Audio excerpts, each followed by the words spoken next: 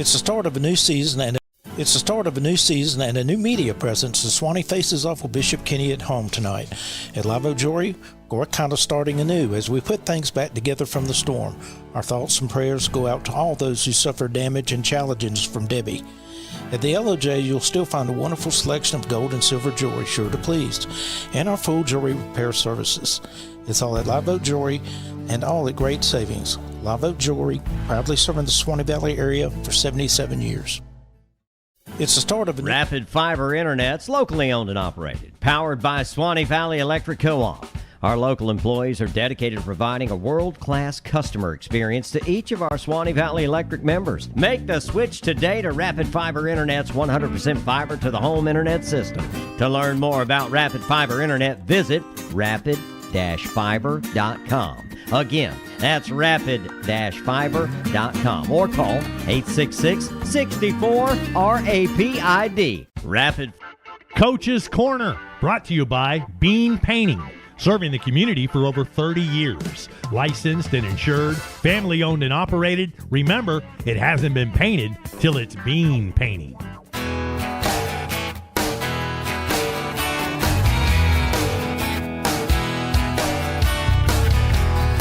It is time for Suwannee Bulldog football. 2024 is here. It's the preseason kickoff classic. Coach's Corner, Wayne Luttrell, along with the head coach of the Suwannee Bulldogs, Kyler Hall. Coach, let's play some football, man. I'm ready. Great to see you again, Wayne. Good to be back in football season.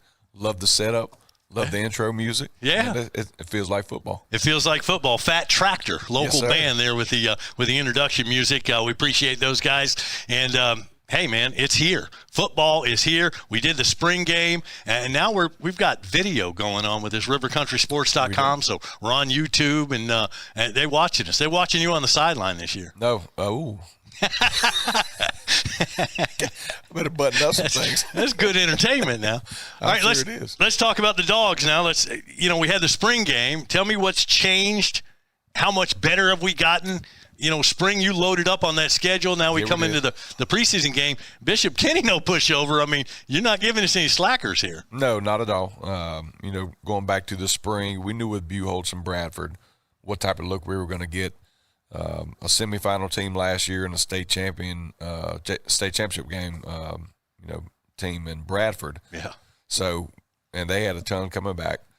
So we wanted to get a true assessment of who we were and what we were at that moment. We had some, okay moments, but for the most part, we had a good dose of reality, things that we needed to work on, from being physical to alignment to assignments, just playing against that caliber of a team. And so that was a starting point for us. I thought we had a good spring leading up to that point. And again, spring game, you just want to know who you are. And playing against good competition, you're going to get that.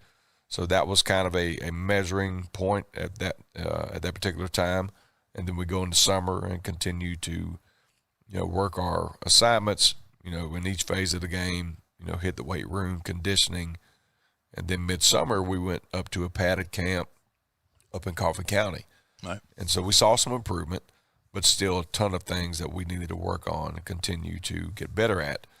And so then we finish out July and we get into our first 2 weeks of practice, and I start seeing our guys practice better, practice more physically. Communication started to increase. And then we have our official scrimmage this past Friday night. Hamilton County. Yes, sir, Hamilton and JP2 out of Tallahassee. And so from that midsummer point, again, we saw improvement.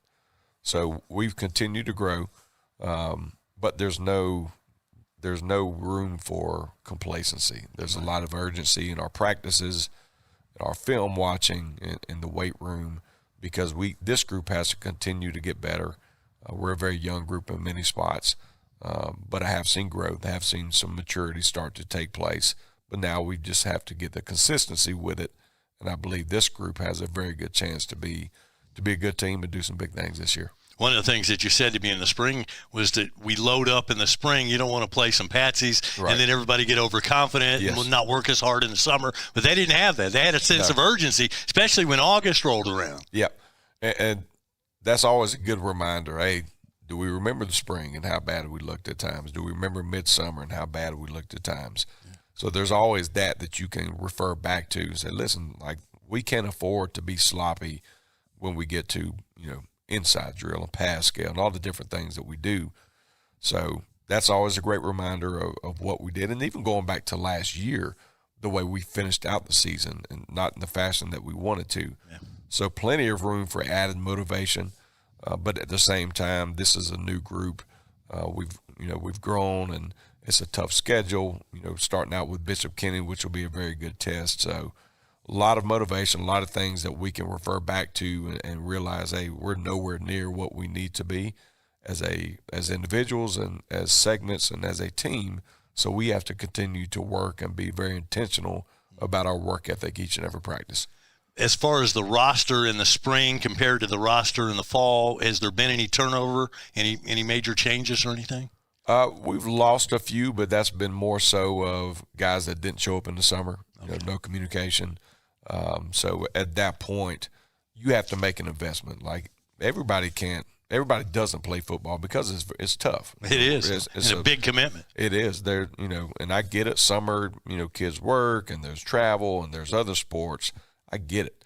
But we also have work that we have to do. So there were some that, that we had to let go. But at the end of the day, the guys that are with us, that's what we got. Our roster size, for the most part, will be a little bit smaller this year. But I do think we have good depth in some areas. But the guys that are there want to be there. They're committed.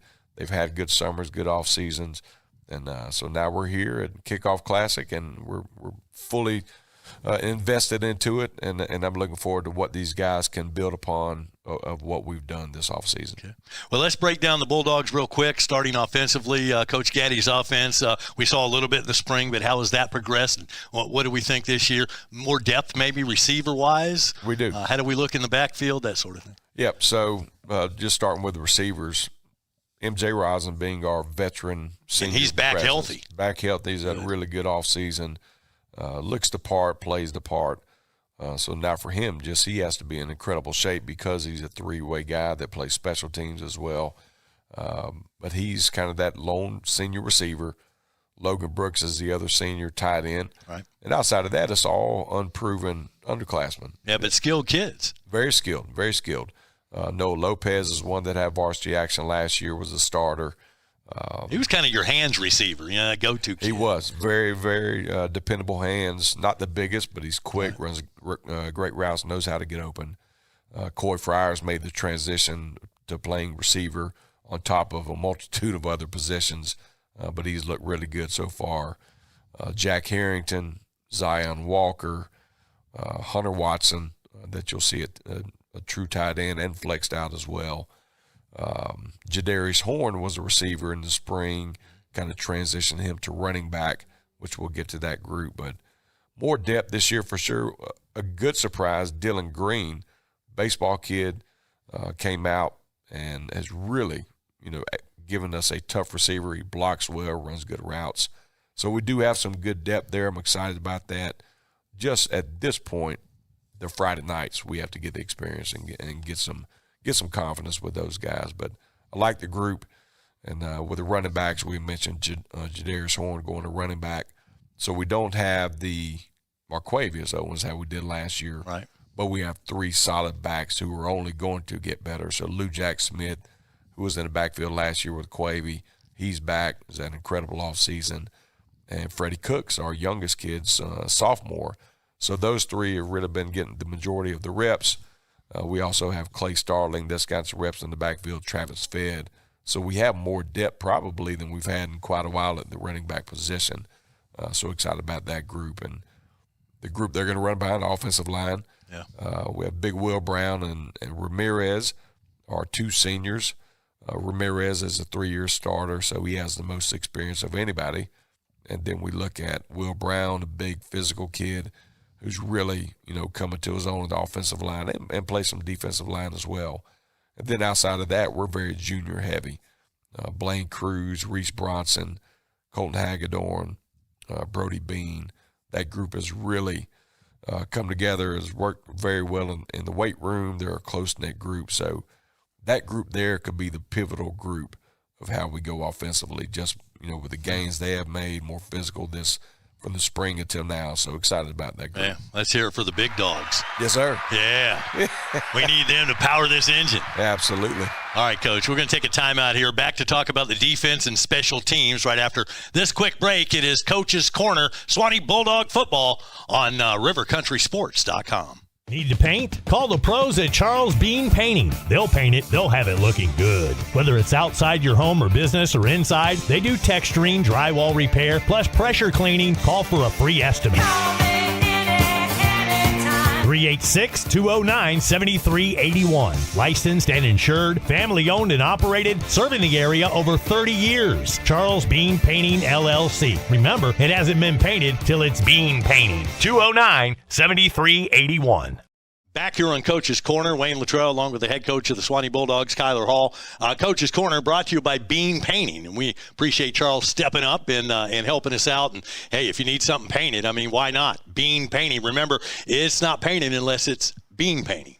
You like that? Oh, man, he's a good golfer, too. He's a good golfer? Yeah. Well, everybody's a good golfer next to you. Yeah, that's absolutely right.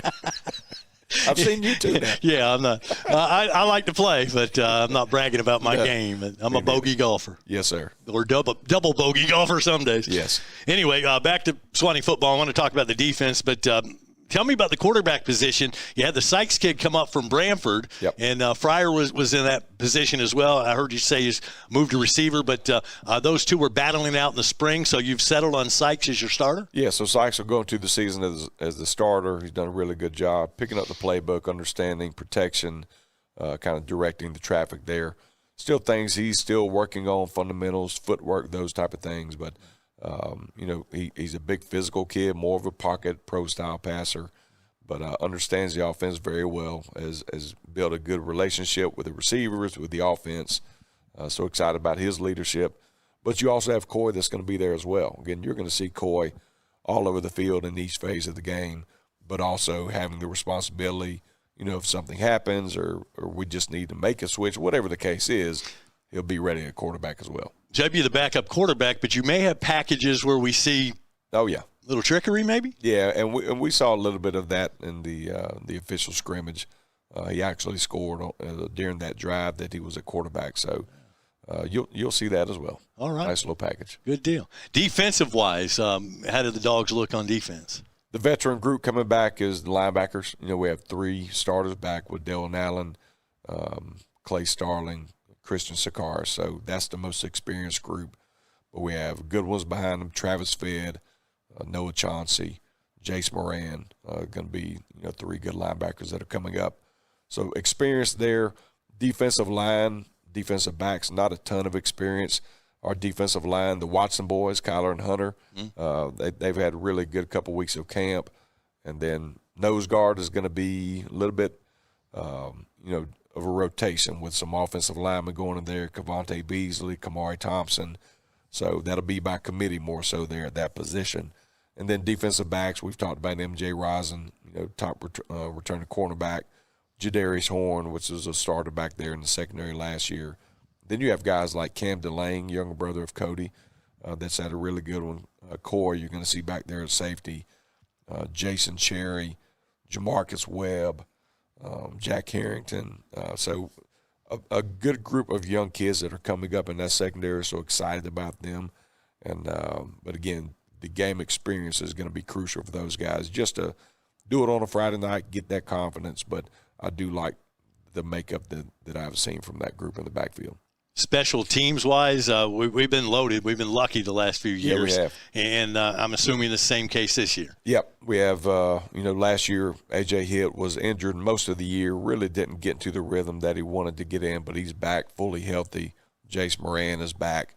Jace will have a little bit more responsibility in offense and defense that he did last year. So for us, it's important to have both of those guys full speed and ready to go. Jace, maybe see him on offense at receiver, I'm guessing? You'll see him in the backfield, some at H-back, a little bit of running back. Right. Yep, linebacker. Yeah, he's physical now.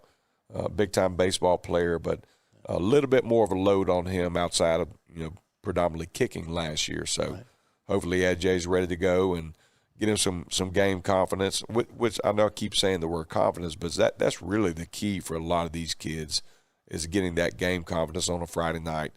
It's one thing to do it in practice and see it against the guys that you know every day, but to go and do it, in a live game on a Friday night, that's where that confidence starts to build.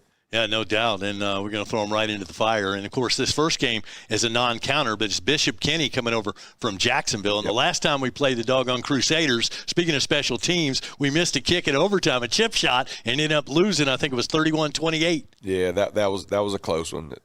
And that I don't want to go back to this much, but we scored one, touchdown games over in overtime. Yep. They threw the phantom holding call for the penalty. That's exactly right. Backed us up. So, no, they're a very well-coached team offensively, and I don't know how much we'll see in the Classic, but you're going to see motions, shifts, multi-formations. They got a quarterback that understands how to run the offense. They got a very dangerous receiver, number 5. Not sure of his name, but he stood out on film during the spring. They got a solid running back. So they're going to be where they're supposed to be in each phase of the game. Not the most athletic team we'll see throughout the year, but they're going to be where they're supposed to be, disciplined in their assignments. So we've got to go out and play a clean game and get off to a good start. Well, Coach Krause, I know he's going to have them coached up. So sure. This is not going to be an easy test. So, a good test, though, to get things started, I think. We got Columbia on the horizon. That's going to be our opening game in Lake City. You got that doggone Oak and Bucket game back on the schedule. Excited to have that one back in the regular season. But the big thing, and I think we're going to see that this week, we've got to focus on Bishop Kenny. And that's really going to be the theme of this year with our schedule being the way it is. You can't afford to look forward to that next week because whoever you're playing that week is good enough to beat you and jump on you. So our focus is Bishop Kenny, understanding what we have next week, but we want to continue to build and grow and play good football this Friday night, build off of what we did this summer and the official scrimmage last week. And the format will be a little different. Starters are going to play the first half and the first drive of the third quarter, and then at that point we'll start rolling the backups. And then once we get to the fourth quarter, you'll see some of the JV kids. So not a true full game format, but either way, it'll be live all the way through. Yeah, kickoff collection. I remember against Columbia, we did that. We played a half, and then the JV played second half. So, it isn't a counting game. So, right. It's more of a let's get this on tape. Let's see where we're at. Yep. Let's see what we have to work on. And but anyway, I still want to win. When I look at the scoreboard, 100%. I like to see green and white on top. Absolutely. Coach, I appreciate it. I know you got to get down to the field. I want to wish you good luck in this game and through the season. Yes, sir. Looking forward to it. I always love talking ball with you, Wayne, and go Dogs. All right. Good deal. It's Coach's Corner brought to you by Bean Painting here on RiverCountrySports.com.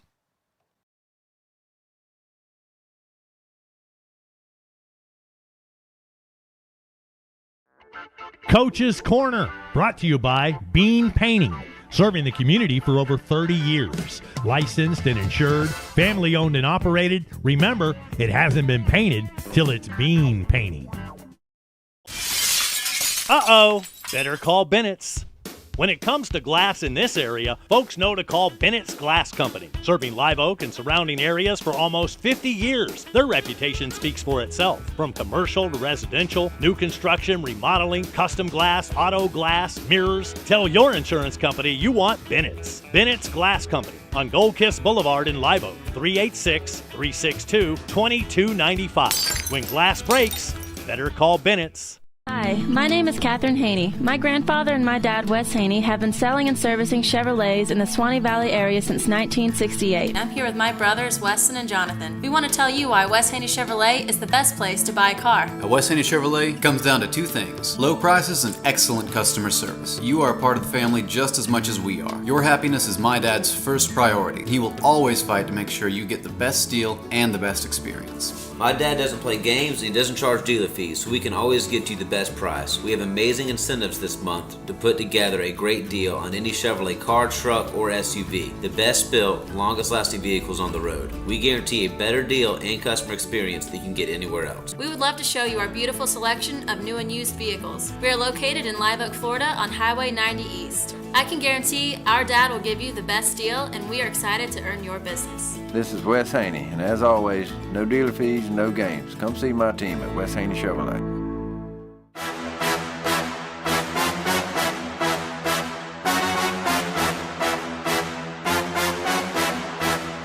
It's Suwannee Bulldog football on rivercountrysports.com.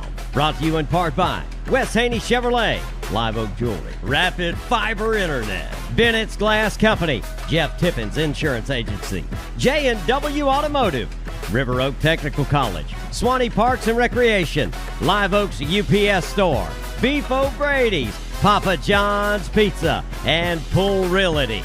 Now to the action. Here's Andy Day and Wayne Luttrell. It's Dog Ball on rivercountrysports.com. And good evening, everybody. Live from Paul Langford Stadium in downtown Live Oak, Suwannee Bulldog football is on the air. Wayne Luttrell, Andy Day, high in the booth, getting ready for this preseason kickoff classic. Andy, Bishop Kenny in town. You remember the last time we played these doggone Crusaders? No, I don't actually remember it, but I do remember playing them when I was in high school. We played them just a couple of seasons ago, and that was a crazy game. 2021, we're over there, on the St. Johns River playing Bishop Kenny. That doggone game went to overtime. Looked like we were going to win it. They called it back for a holding call. Then we missed a chip shot field goal in overtime. They make their overtime field goal and beat us 31-28. Wow, a wild football game, but we've had some good ones over that way. We have, and this is a pretty good matchup tonight. Two teams coming off disappointing seasons. Suwannee was 6-4 last season, and Bishop Kenny was 6-5. And both made the playoffs and both lost in the first rounds. And so looking for a little payback this year, and I think both these teams are going to be much improved. Yeah, I saw a little bit on Bishop Kenny. Not a whole lot, but, on some programs on the internet and all, and they're looking forward to a different year. They lost a real good quarterback that went on to is playing college football. And for Iowa. Yeah, right? For Iowa. Yeah. So, but they say they got a quarterback that can replace him. So, their coach seemed to be upbeat about it, and it'll be about like Suwannee. We lost some good players. We got some good players coming back, so it ought to be a good time tonight. The excitement for a new football season. Oh, yeah. Starting lineups for Suwannee coming up after this quick timeout is Suwannee Bulldog football and rivercountrysports.com. Everybody's always claiming to offer the top insurance, the lowest rate, blah, blah, blah. Well, cut the game and go to the Jeff Tippins Insurance Agency. Jeff is an independent agent, meaning he can shop around to get you the best price for the coverage you need. With access to major carriers like Auto Owners, Progressive, Travelers, and Mercury, stop with those cold 800 numbers. Discover the personal difference with the Jeff Tippins Insurance Agency. US 129 North in Live Oak. Call 364-2886 or visit JeffTippinsinsurance.com. What's a football game without pizza? Papa John's Pizza of Live Oak can take care of all of your football dining needs. Take care of your hungry crowd before, during, or after the game. Stop by Papa John's for better pizza, better wings, and many other delicious menu items for the family or the game crowd. Papa John's Pizza always has better ingredients, better pizza. Better get you some. Now is a great time to earn a career in a year at River Oak Technical College. River Oak offers 17 career and technical education programs to select from that lead to industry credentials and high-wage careers. River Oak offers high-quality instruction, academic and financial advisement, mentoring, and coaching to ensure your success. Get hands-on education without breaking the bank or leaving the area. Grow your future with us at River Oak Technical College. Your one-stop auto shop, J&W Automotive. At J&W, you can buy a car. They've got a great selection to choose from. At J&W, you can get your car fixed. They provide complete vehicle repair. At J&W, they do paint and body work. Yeah! Plus tires, front-end alignments, AC work, computer diagnostics. They cut and program keys. They are truly your one-stop, all-in-one automotive shop. J&W Automotive. Highway 129 North in Live Oak. Online at jwautos.com. Back here at Paul Langford Stadium, the captains of the two teams, Bishop Kenny and Suwannee, at midfield, meeting with officials and the toss of the coin. And while they do that, Andy, why don't we go over the starting lineups, and we'll begin with that Bulldog offense. Here's what the starters look like this year. And it'll start off at center, big number 74, Blaine Cruz. Your two guards, number 59, Will Brown, and number 77, Davion Ramirez. Your tackles, them big old dudes on the outside, number 55, Reese Bronson, and number 50, Colton Hagedorn. Your tight end, Who other than number 11? That's old Logan Brooks. Finally at wide receiver. Number 5, M.J. Rawson, back from an injury last year. Some good things to look for in him. Also number 10, Coy Fryer. Number 19, Dylan Green. At running back for Suwannee, number 3, Lou Jack Smith. And finally at quarterback, big number 4, that's Thomas Sykes. And Suwannee will start out offensively in this ball game. Defensively, they'll look like this up front. We got Kyler Watson playing at one end and Hunter Watson on the other end. And in the middle, the nose guard will be Colton Hagedorn. The linebackers playing the Mike linebacker position, Christian Sakaris. The will linebacker, Delwyn Allen. The spear, Travis Feed, and the axe linebacker will be none other than Coy Fryer. And in that backfield, your free safety, Camden Lang, your rover, Jadarius Horn, and your 2 cornerbacks, M.J. Rosin and Jason Cherry, the Suwannee Bulldogs. That's their starters offensively and defensively. Officials for tonight's game come from the Suwannee Officials Association. The referee will be none other than Michael Christie. How about that? The umpire, Randy Miller, the linesman, Jason Pons, the line judge, Randy Persad, the back judge, Sean Morrison, and the clock operators, R. Hewitt and L. Federico. We'll be back with the opening kickoff right after this timeout. Suwannee Bulldog football airs on River Country Sports. It's rodeo time in Live Oak. The Suwannee River Roundup Pro Rodeo, October 18th and 19th at the Bob Holmes Covered Arena at the fairground. Bull riding, bronc riding, barrel racing, steer wrestling, breakaway roping, calf roping, and team roping. Gates open at 6. The rodeo starts at 7:30. Tickets just $10, 12 and under $5. The 4th annual Suwannee River Roundup Pro Rodeo, presented by Pilgrims and sponsored in part by Visit Suwannee County. Friday and Saturday, October 18th and 19th. For more, visit SuwanneeParks.com. All right, hey Bulldog fans, when you're hungry, we can satisfy that appetite at Beef O'Brady's of Live Oak. Come dine with us during, before, or after the ball game. We feature big screen TVs, so you won't miss any of the big events. At Beef O'Brady's, check out our game room featuring pool tables and games for the kids. Stop by Beef O'Brady's for some good food, good sports, and good games. When you're in the market for a home or vacant property to build that dream home on, contact Pool Realty of Live Oak. They can also help locate commercial real estate for your business venture. Pool Realty has a full team of professional and caring real estate brokers and agents, so always think Pool Realty of Live Oak to help you find the perfect home or property in Suwannee or surrounding counties. Pool Realty, a proud supporter of Suwannee Bulldog football and RiverCountrySports.com.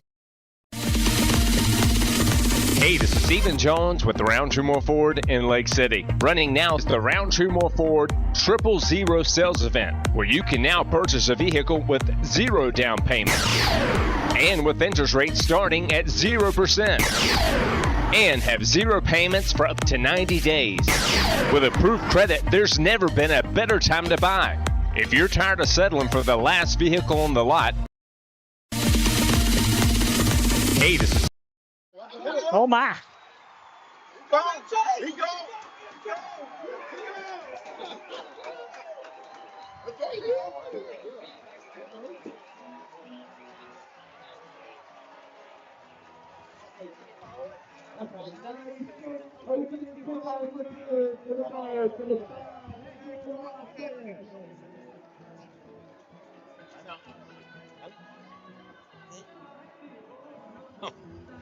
And back here at Paul Langford Stadium, and we were in commercial break, but we just missed the opening kickoff, and Andy, M.J. Rawson is back. Yeah, he is back. I was wondering about that knee. Don't worry about it, because he went Katie bar the door, and some probably around 90 yards. I didn't exactly get the yard marker he caught it on, but he was down the near sideline. He caught it around the 5, so a 95-yard kickoff return for a touchdown. I mean to tell you, he hit that middle wedge, and he cut to the outside, and he was gone. See you later, 6 points, Suwannee. A.J. hit up on the tee, up and through the uprights, and them dogs tack on one more, 7-0. Wow, early. Just like that, 7-0 Suwannee with 11:46 showing on the opening quarter clock. We'll take a quick 30-second timeout. Back after this, Suwannee football on RiverCountrySports.com. Hey Bulldogs, let the UPS store of Live Oak handle all of your packing and shipping needs. The UPS Store of Live Oak also offers mailboxes, printing, faxing, scanning. We also offer notary services and shredding services as well. Stop by your local UPS store. There's help in here. Real help. The UPS Store, proud sponsors of Suwannee Bulldog football on the riverofcountrysports.com. We are live at Paul Langford Stadium, downtown Live Oak, Florida. Where are you at? Come on down here. There's plenty of room. And opening night of high school football, the kickoff classic. Andy, Suwannee up 7-0 early in this ball game and about to give the ball back to the Crusaders. Yeah, in the blink of an eye. Now we're going to tee it up, kick it off, and that'll be A.J. hit. He'll kick it into the end zone. They'll go back there, retrieve it, but they'll bring it out to the 20-yard line. And there's another player that's back and healthy this year, A.J. Hitt. He was banged up a little bit last year, but now healthy and kicking the ball into the end zone, and that's a great sign. It is. Donovan, who is one of their good receivers, he was actually the deep back. They called the football. They like to use him as a return man, but he didn't get to go nowhere that time. Yep, didn't get a chance to return it, so they'll start out at their own 20-yard line. 1st and 10, Bishop Kenny. Suwannee with a 7-0 lead, and now let's see that Dirty Dog defense go to work. Bishop Kenny up to the line of scrimmage. Looks like they got split backs in the backfield. Receiver set to either side, a short slot to the strong side of the field. The quarterback, Heidemann, calls for the snap, and we may have jumped off sides. Yeah, there's a whistle before the snap of the football. Ricky. And flag right at the line of scrimmage, and it is going to be offside Suwannee. So Bulldogs just a little itchy there. But, they do that hand clap, which, I don't know, throw a flag on them just for that. Well, it just changed that cadence up a little bit. Clap your hands and gave him 5 yards. Dawkins and Madison in the backfield. They play the split backs. Quarterback Heidemann. He gets up there, changes the play at the line of scrimmage. Them old dogs down in a 4-man front. Here's the snap. Handoff, first back through. Boy, he finds a little bit of a crease, but then runs to a wall of dog after a gain of about a half a yard. Yeah, and I'll tell you what, that's tough sledding there. Delwyn Allen, the Dirt Devil, there to scoop him up. Had a pretty good pop in there. Yeah. Had plenty of help. We look for big things from him this year. That linebacker position, he's a big old hammer knocker. Got a yard there, so 2nd down, 4 yards to go. BK up to the line of scrimmage. Quarterback looking at his two backs, maybe changing the play or at least talking to both Dawkins and Madison. This time, quick pitch left. Looks like the quarterback's going to keep it. No, he pitches it to number 22. That'll be Dawkins around the left side. He may have got enough for the first down. The nose of the football across the 30-yard line. Well, that penalty helped him out there, but they strung the play out. Nice job of the quarterback to wait to the last moment before he pitched that ball and gave him enough for the first down. Just needed 4 yards. Got about 4.5. We'll give him a gain of 5. Put the ball at the 31-yard line. 1st and 10, Bishop Kenny.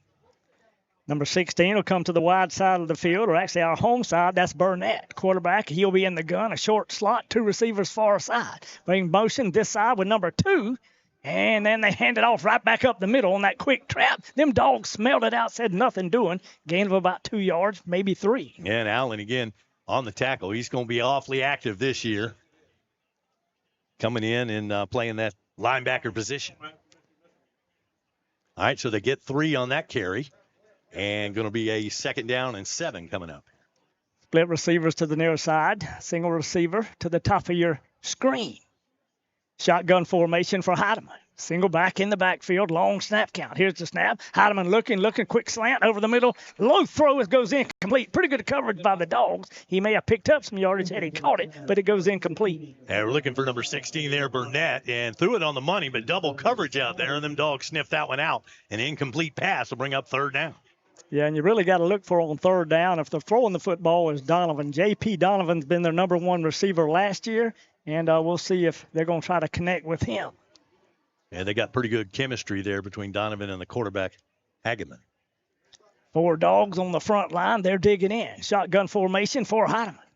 Long snap count. Here's the snap. He looks. Boy, got a lot of pressure. Dodges that. Boy, hits his relief man, number 6. He's near side to the 40, up to the 45. Runs over a dog around the 48 and plummets to around the 50-yard line. Mercy. Yeah, and he was just out there in the flat, and the quarterback was scrambling for his life. And, when you leave a portion of the field to come after the quarterback like that, if you don't get him, that leaves an opening, and he found that opening, and Suwannee paid the price. Bishop Kenny now in midfield. Yeah, and that's Madison, the other running back. He just drifted out of the backfield. Quarterback did a good job to pick him up. 1st and 10, Bishop Kenny. They're on the move at the 50-yard line. Shotgun formation for Heidemann. Little play action and fakes to the outside. Keeps it on the quarterback keeper. Little option play, and he'll get his way up to around the 45. See if his knee might have went down around the 46. Camden Lang gets credit for that tackle, but quarterback showing some pretty nifty moves in there. They said he's a pretty good athlete. He plays 3 different sports, football being one of them, and talked about his arm, but he has a little bit of scramble ability. Yeah, pretty elusive, and with this kind of offense, you've got to play your key, so you can't bite on the fakes. You got to take your man. Shotgun formation for Heidemann. 2nd down and a flag, maybe a holding penalty. They'll stick it right up in there. That's number 6, Madison. He'll gain a couple of yards up to around the 42-yard line. Yeah, just trying the middle of that defense, and may have been a hold. That flag came out pretty quick after the snap, and it's going to be a false start will be the call against Bishop Kenny. Yeah, so they had gained 4 yards on 1st down, and then on 2nd down, they get a couple, but the flag will back it up. It'll bring up 2nd down and 11. And that's going to move the ball back across the 50-yard line to their own 49. So let's see if Suwannee can take advantage of that penalty and stop this drive here as Bishop Kenny goes back to work. Burnett will come to the near side. Donovan to the far side. Heidemann, he'll be in the gun. Split backs in the backfield. And a little play action. Quick pass out to J.P. Donovan. They get a block out there, like a little screen block. And them dogs pounce on him right around the 46 or 47. Travis Feed drove him out of bounds along with Kyler Watson. But pretty nifty move there, dancing amongst the dogs there and getting extra yards after the catch. But going to bring up a 3rd down here in about 5 or maybe 6. And it's always pretty tough if you get that screen block out there and the first man misses. Shotgun formation for Heidemann. Split backs in the backfield. Receiver set to either side, and we jump offside. Yeah, wow. Sure did. Had him in 3rd and 6, and that's going to change the play and give him 3rd down and short yardage situation. That's the 2nd offsides this series. Yeah, it is. Just a little bit antsy out there. They've been itching to hit somebody in another jersey. Yeah, and they're seeing red. And I'm talking about red and white for BK. 3rd and short, be less than a yard. Heidemann, handoff, first back through. That's Madison. Madison gets hit at the line of scrimmage, but see if he fell forward. It'll be according to the spot. Well, Allen came in there and gave him a pop, but if he could have drove him backwards, he definitely had him before that line of scrimmage. And let's see where they mark it. And it does look like they're going to mark him short. Yeah, and the question is, they're on our side of the football field, so I would be sure that they'd go for this one from the 41-yard line. They got to get the nose of the football close to the 40. They're going for it. Dogs better get into to their set. We still got 3 dogs up, 3 dogs down. Hand off to number 6, Madison once again. He gets hammered right at the 40-yard line. We drive him backwards, but forward progress will get him the 1st down. Yeah, I think he got enough there. Suwannee did a nice job of coming in there and mano-a-mano, but he got just enough. They got the ball spotted right at the 40-yard line, and there's the indication, 1st down for Bishop Kenny. Well, that penalty didn't help things. We had it stop. It did not. So the drive is alive, and Bishop Kenny keeps things going now at the 40-yard line of the Suwannee Bulldogs. 7:57 showing in the first quarter clock. 7-0 Suwannee leads, and Bishop Kenny threatening here. Allen will be in the gun. Single back in the backfield. He'll be sidecar right.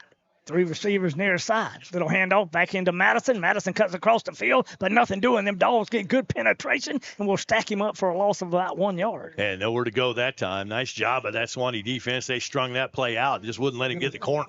He'll end up losing a few.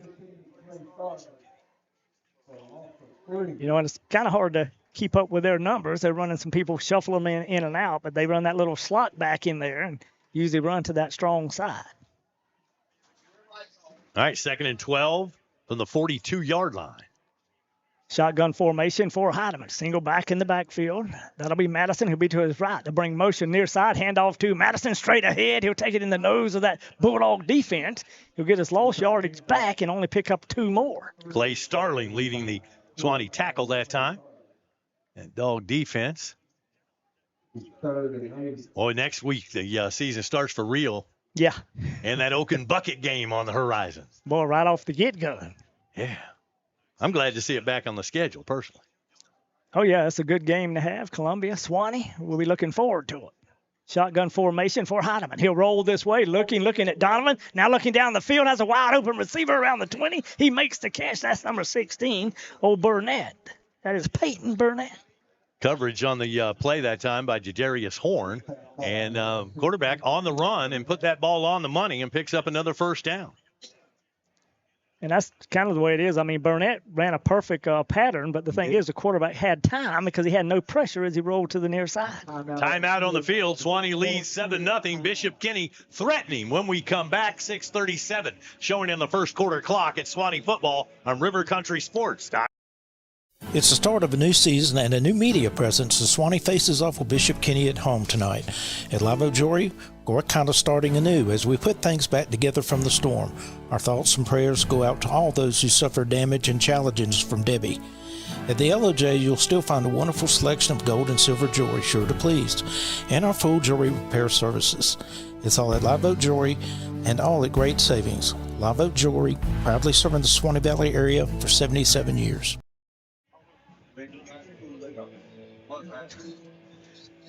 Suwannee Bulldog football on rivercountrysports.com. Appreciate you tuning in this evening. Ball down to the 20-yard line. The Bishop Kenny drive continues. They've got a 1st and 10, and Suwannee needs to tighten up here.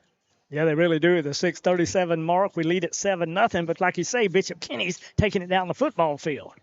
It's a slow, methodical drive by them Crusaders. Hylam will be in the gun. Madison will be to his left. They'll bring motion with number 22. That's Dawkins. Fake it to Dawkins, hand it off to Madison. Madison takes it straight ahead. Boy, he runs into a tough, stingy dog defense in the middle.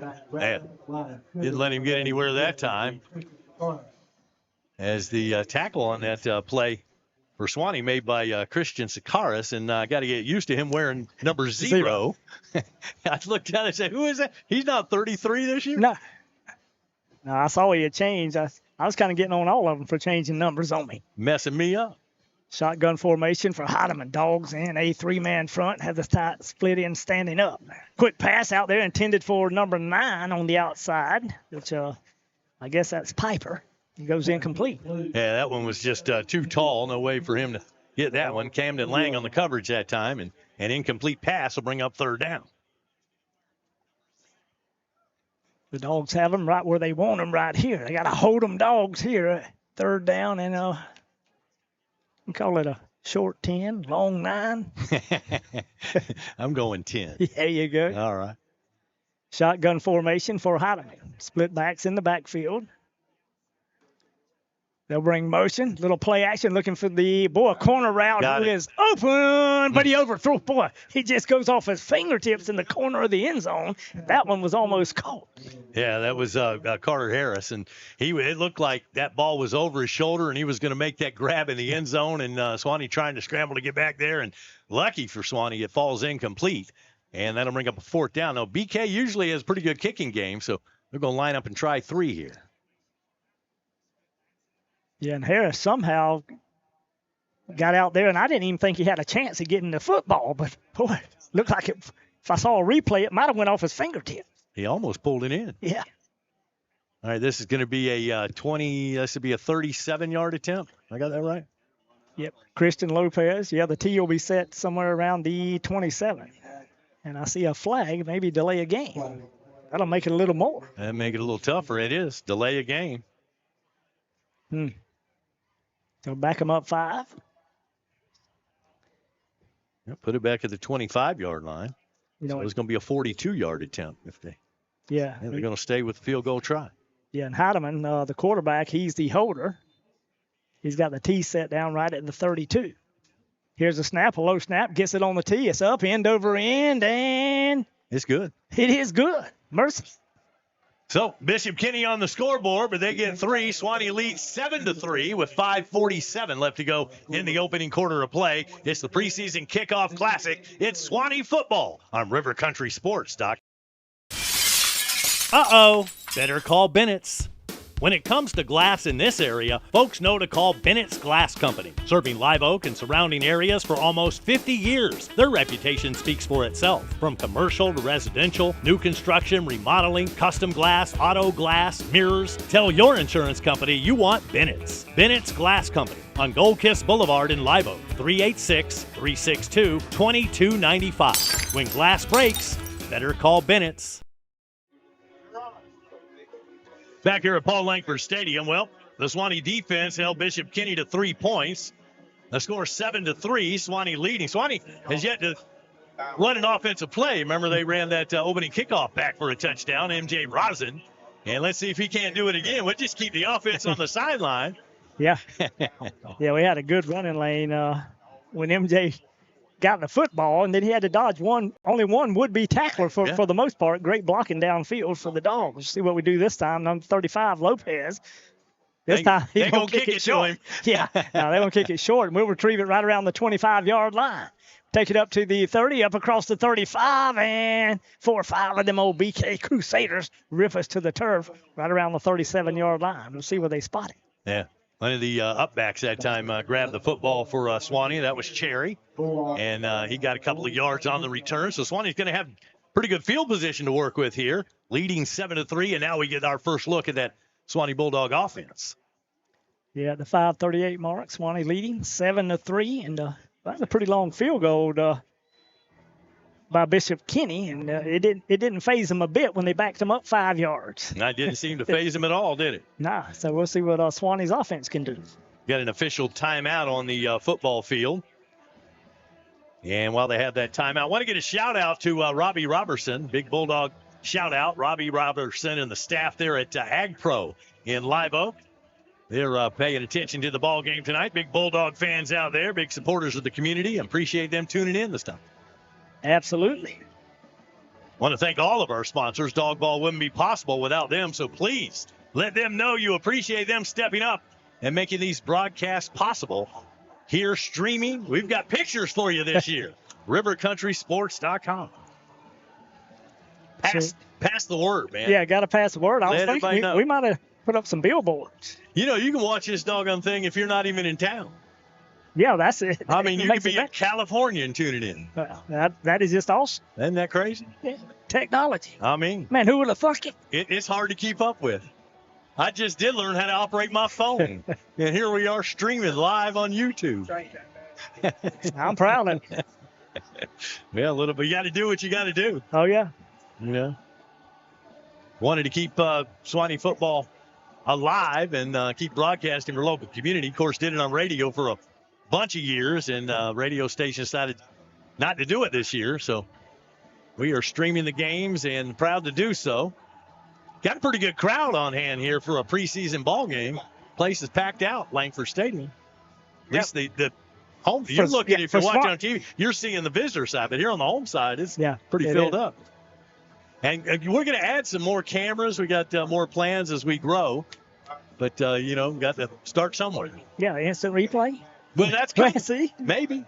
Eventually. That's what I'm talking about. We might even get a doggone drone in the sky one of these days. But that'd be awesome. But we got it going on right now, just starting with the one camera, and we'll improve as we go, just like we did on radio. Yeah. Way back when we used to use 2 cans and a string.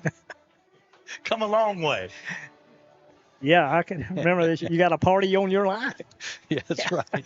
You remember the days when we did an away game back in those days, you had to order a phone line. Phone line, yeah. And hope that the lineman would get there and hook it up right and on time. And that didn't always happen. No, it didn't. I've seen us hook up to something I don't even know if we were supposed to back in the day. That's true. But we got it done one way or another, and we're continuing that tradition as we get ready to go back to live action. And our first look at that Suwannee offense. Suwannee starts his drive from their own 42-yard line. Number 4, Sykes. He'll be your quarterback this year. He'll be in shotgun formation. 2 receivers far side of the field, 1 to the near side, single back in the backfield, and that'll be Lou Jack Smith. Lou Jack takes it to the right side. Lou Jack will cross the 40, get banged down close to the 41. And Lou Jack just getting those tough yards. You know, we saw him as a freshman, and now he's a junior, and he just keeps getting better every year. Yeah, and he changed numbers on me too. Yeah. He went to number 3. Wholesale changes out there. Well, when seniors move off and, you get a chance, you're growing into the program, you get to choose your number. There you go. You become the big dog. Sykes will be the quarterback. He's in the gun. We got a short slot near side, 2 receivers to the top of your screen. Handoff, Lou Jack once again comes across the left side. He gets hammered right around the 45-yard line. He'll be 2 yards shy of the first down. Couple of bread and butter plays, and you got to feel Coach Pittman's presence on those 2 plays. He's up here in the booth. Well, yeah, kind of talked to him a little bit before the game, and he said, yeah, we're going to be running off tackle. That's just what he said. And that's what you wanted to hear, too, wasn't it? So yeah, we used to do it. We pounded it. It was all good. That and a tall sweep. Yeah, that's right. Sykes, the quarterback, he'll be in the gun. Kind of talks to Lou Jack, gets him to his left side. 2 receivers to the top of your screen. Now Lou Jack goes into motion. Uh-oh. Boy, we dropped the football on the snap, and Sykes will have to pick it up and eat it. He's going to lose a couple of yards on the play, and that's going to bring up 4th down. Yeah, a little quarterback scramble, just a bad snap from shotgun formation, and he had to do what he can just to find the handle. And luckily, he found it in time and then tried to do something there, but that's going to bring up a 4th down. And Suwannee on their own side of the 50. It looks like they're going to punt it away here. And it looks like A.J. Hitt, he'll do the kicking chores. And I might have noticed that Jace Moran had a cast on his arm, but I couldn't tell. We didn't have our numbers on, but it just looked like him walking, but I hadn't seen him as of late. Here's the snap. They come after it this time, but a low spiraling kick that's going to hit right around the 26-yard line, take a Bulldog roll all the way down to around the 22. And that's where BK, old Bishop Kenny, will start out 1st and 10. Back in 30 seconds, it's Suwannee Bulldog football on River Country Sports. Rapid Fiber Internet's locally owned and operated, powered by Suwannee Valley Electric Co-op. Our local employees are dedicated to providing a world-class customer experience to each of our Suwannee Valley Electric members. Make the switch today to Rapid Fiber Internet's 100% fiber to the home internet system. To learn more about Rapid Fiber Internet, visit rapid-fiber.com. Again, that's rapid-fiber.com or call 866-64-RAPID. Back here at Paul Langford Stadium, Bishop Kenny now offensively, their second offensive possession. 7-3 Suwannee leads. Here come the Crusaders. Heidemann will be in the gun.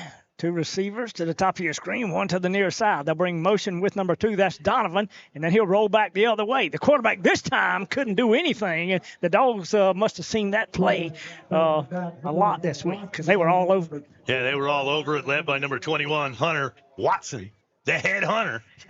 He hunted him a quarterback on that play. Big loss on the play there for Bishop Kenny. They're going to lose about 4 or 5 yards. Yeah, close to 5 yards. Yeah. 2nd down and 15. Bishop Kenny out of the huddle. They go nose to nose with them old Bulldogs. Suwannee in a 4-man front. Have Dogs all stacked behind them. Shotgun formation for Heidemann. Split backs in the backfield. Little play action. Looking for the receiver. He does find him on the outside. I believe that was number 10. I had to check that number. Actually, it was number 16. That was Burnett on the catch. 16. I think that was Rosin on the coverage, but that ball was right on the money and a nice catch. Knocked him out of bounds, but pretty good game. Going to bring up a 3rd down and long, though. 3rd down and 6 for Bishop Kenny. Suwannee looking to the near sideline. We'll get our defensive play call. Bishop Kenny up to the line of scrimmage. They got a short slot.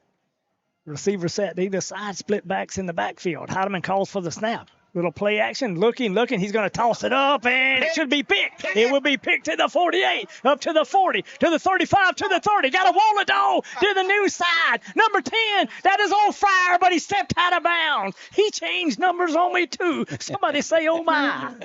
That was Coy Fryer. You know, the thing about Coy Fryer is quarterback, running back, receiver, slot back, H-back, defensive back. He can do it all. Yeah, he can do it all, and we'll probably see him at quarterback just a little bit. He probably will. But I'm telling you, hard to pick up the number, and I was wanting to call. I'm trying to remember who was 10 last year, and it almost came out of my mouth, and then I just lost it. Yeah. Wasn't Cody last year was number 10, wasn't Yeah, Cody Lane. Yeah.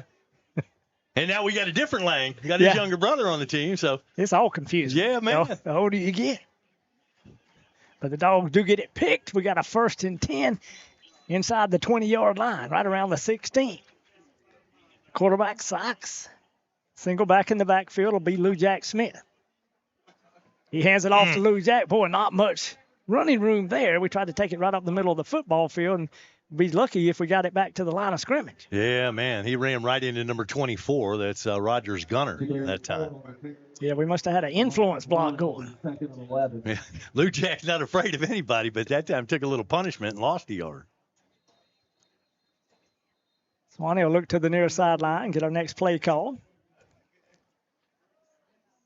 Suwannee really, kind of huddled up, but then all of a sudden it looks like we're going to take a timeout, or we may have an injured player. I don't know. Number 24 is down for Bishop Kenny somewhere around the 10-yard line. Yeah, it looks like this is a injury timeout, and I thought he was the one that gave the punishment, but apparently he took a little stinger there, and the trainers will come out and look at him, and hopefully he's going to be all right. And it looks like that's what it is, because he's popping back up now. So. Yeah, Gunnar Rogers, I think that's number 24. He was the guy that led that tackle. Yeah. And, I thought he gave the punishment, but he ended up taking a little bit of punishment there. Comes up a little bit gimpy, but they're helping him off to the far sideline. The River Country Sports Coaches Show will air live Mondays from 7 to 8 p.m. from our Pool Realty Studios, and that is brought to you by Wes Haney Chevrolet and Hardee's of Live Oak. Check that out Monday night, 7 to 8 p.m. live on rivercountrysports.com. Yeah, that'll be awesome just to tune in. See what happens. You can come down there and watch it live if you want to. We'll put a headset on you. I'm telling you. Suwannee facing now just a second down and 11. Shotgun formation for Sykes. This time we'll have split backs in the backfield. Actually, Logan Brooks will come in to block, and Lou Jack goes nowhere. Well, they had the block in front of him. Logan's up there blocking, but they tracked him down from the blind side. And that play blew up in the backfield. So we're losing yards here.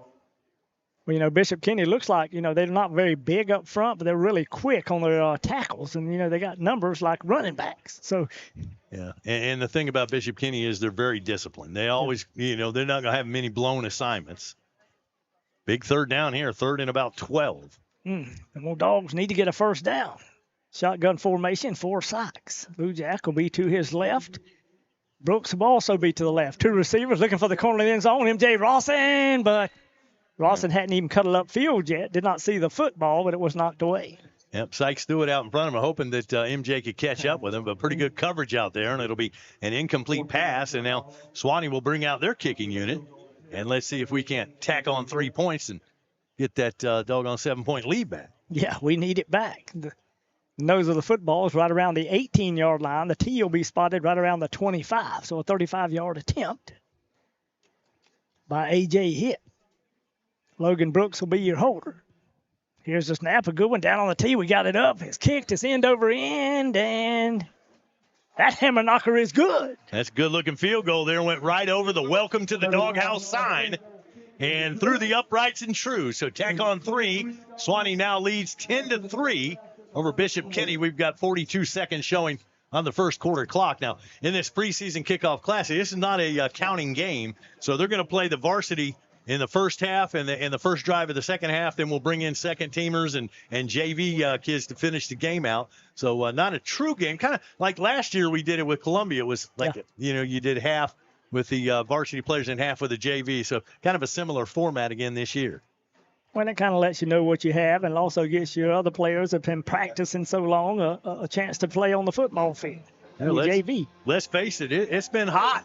Yeah. And we've had hurricanes. We've had all kind of problems, but somehow they fought through the heat, the adversity. And, those JV kids need a little prime time themselves. Absolutely.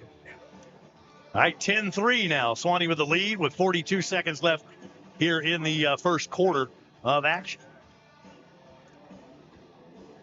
Looks like A.J. Hitt. He'll tee it up at the 40-yard line. Donovan will be one of the deep backs for Bishop Kenny, who'll stand on the near side. And then number 22, Dawkins, is on the far side of the field. They'll kick it to Donovan, who goes up for it, touches it. It goes into the end zone. They'll bring it out to the 20-yard line. Yeah, they say he was in the end zone when he touched that football. So once in high school football in Florida, once it gets to the end zone, there's no chance to return it. So it just comes out to the 20, and Bishop Kenny will take it from there. Looks like they'll spot it on the far hash. Want to give a big thank you to the Suwannee High School Band Boosters. They provide the River Country staff with a delicious meal at halftime. Be sure to visit the Band Booster concession stand when you come out here to Paul Langford Stadium. Hamburgers, hot dogs, cold drinks. You can't beat it. Support the band. Don't get no better than that. Bishop Kenny up to the line of scrimmage. Dogs dig it in. Here's the snap. Handoff first back through. That's Madison. He'll take it left side. Finds a little bit of a crease, a pretty good crease. And he'll drag a couple of dogs with him for about 7 yards. Yeah, Zion Walker, one of those dogs being drugged down. But he'll get credited with that tackle. The pickup is good for about 6, maybe 7 yards. Seems like Bishop Kenny, really, they're working kind of on the outside of the tackles, too, on that, especially with Madison. And then they'll also use Dawkins. This time they come with split backs in the backfield. Dawkins and Madison. Split receivers on the far side. They bring motion near side. Quick pass to Donovan. Donovan catches it, but them dogs are right there and kind of pin him to the turf after about a yard gained. Big 15. That's Clay Starling, senior linebacker, making another tackle. So the catch is made. Donovan makes the catch, but only gets about a yard out of it. So third down coming up, 3rd and 2.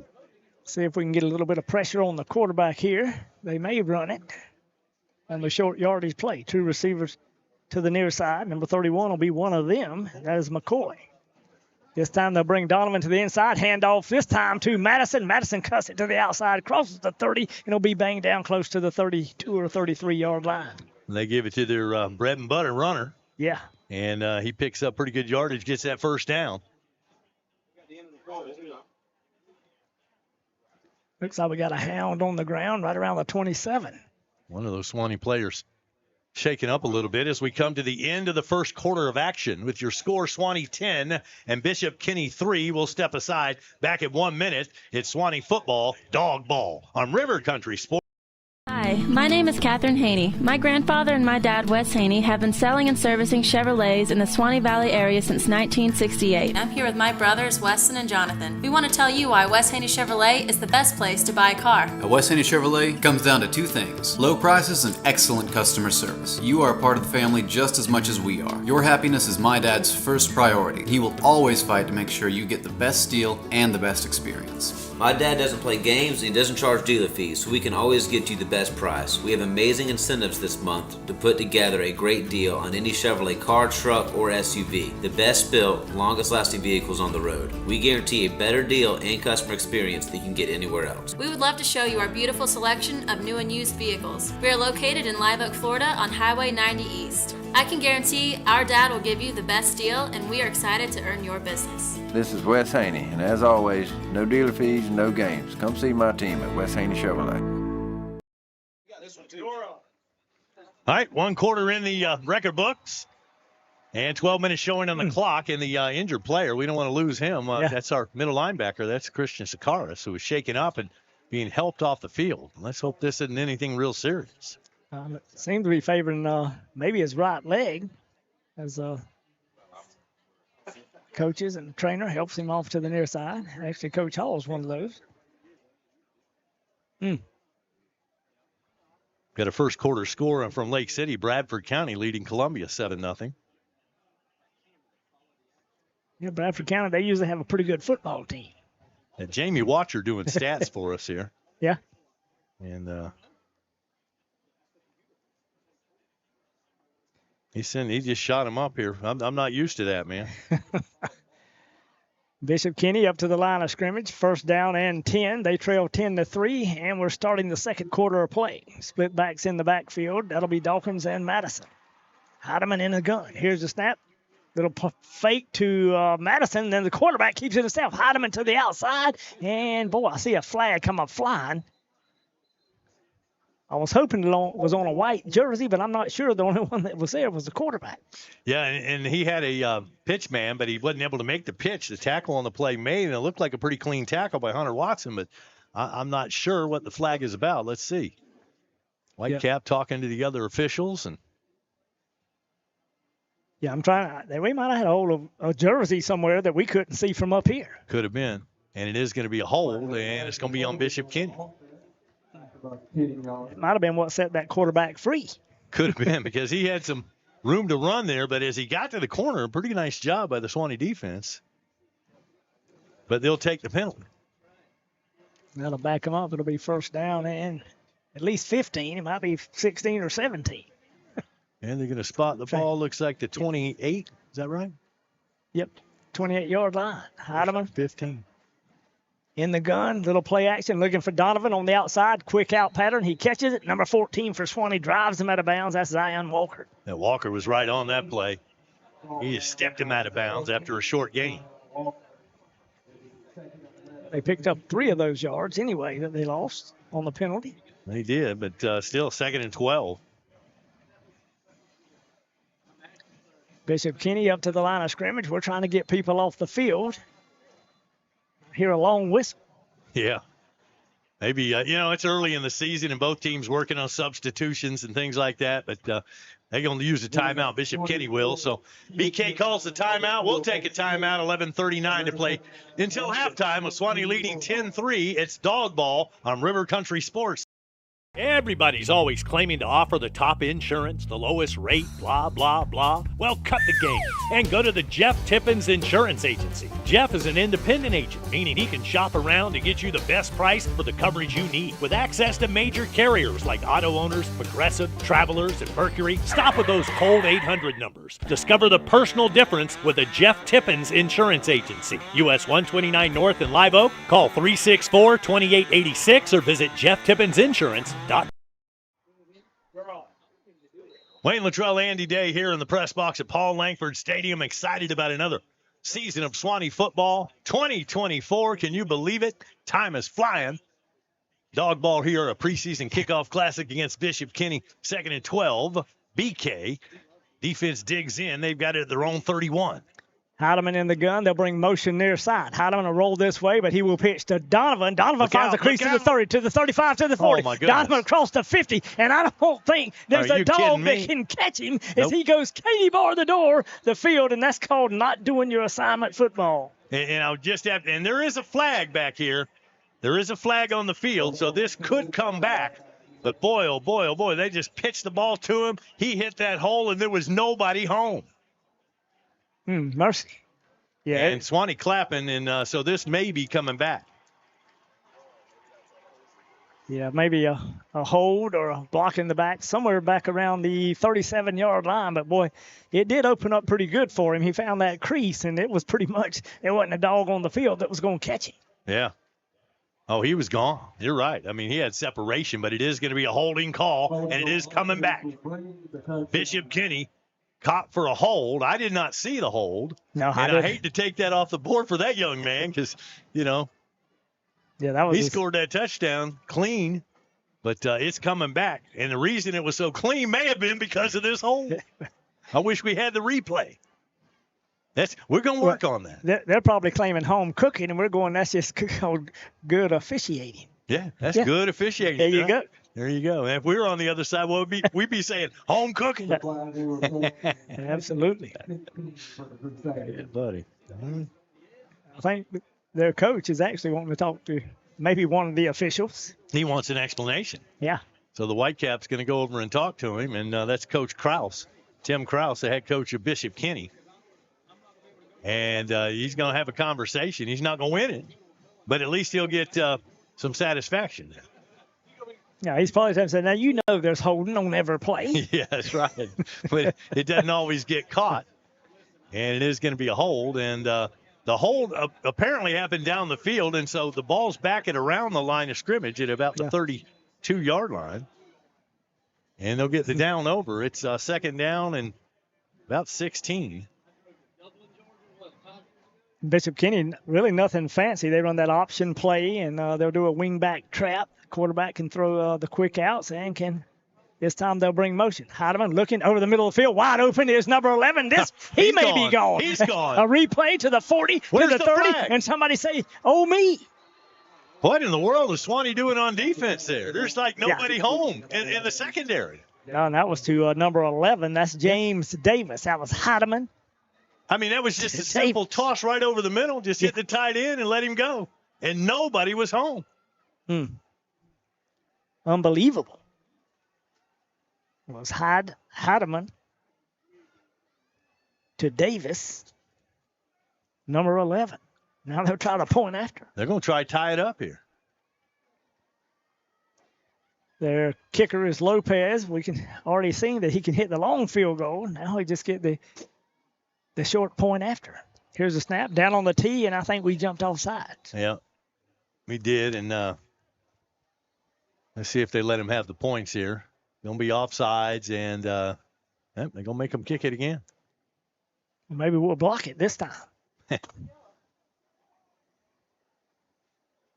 Well, they get a half the distance penalty and a re-kick. That was kind of a quick score by them, 11-18. They had to do it twice, but they finally got it done. Now Lopez will attempt the point after. Heidemann will be the holder. Here's a snap down on the tee, up, end over end, and it is good. We got a brand new ball game here. Yeah. It's tied up 10-10 after that 68-yard catch. Just a little simple toss, and nobody was home on defense. That was back-to-back touchdowns. This one's going to hold up. It is now 10-10, tie ball game, 11-18 to go second quarter. Suwannee football on River Country Sports. Your one-stop auto shop, J&W Automotive. At J&W, you can buy a car. They've got a great selection to choose from. At J&W, you can get your car fixed. They provide complete vehicle repair. At J&W, they do paint and body work. Yeah, plus tires, front-end alignments, AC work, computer diagnostics. They cut and program keys. They are truly your one-stop, all-in-one automotive shop. J&W Automotive. Highway 129 North in Live Oak. Online at jwautos.com. Well, if you've been following the green and white for any length of time, you know it's never going to come easy. Nah. Yeah, I mean, Suwannee just can't make it easy on themselves. So we're in a ball game here tonight in this classic, 10-10, all tied up at the doghouse.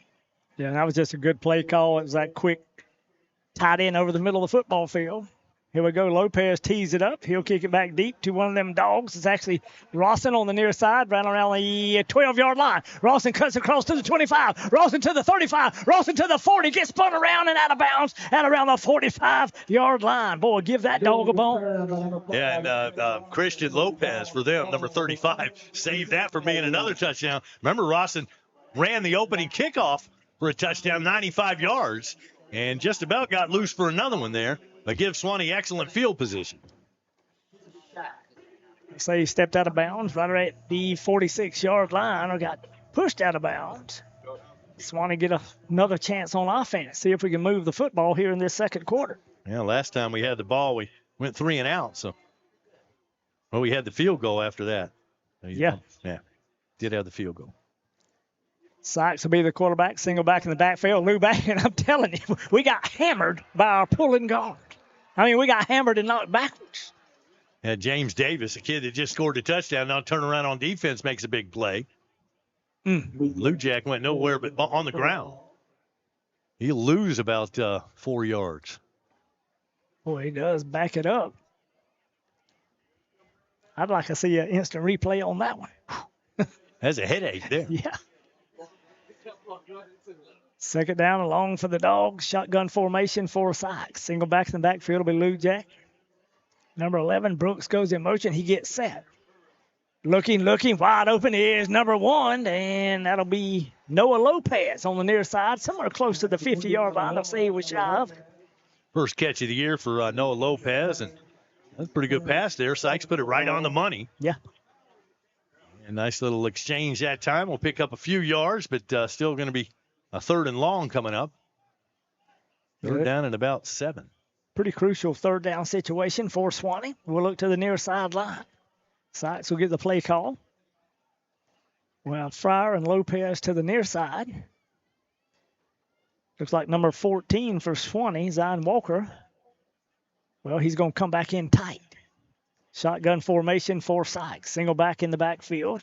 They're going to have to delay a game. We'll go in motion as Lou Jack. Looking. A lot of pressure by BK, and we'll just have to take it straight ahead. We did pick up a yard, but that isn't really what we wanted. We need about 6 or 7. Quarterback scramble. They just did get that off in time. That 25-second clock just about expired there.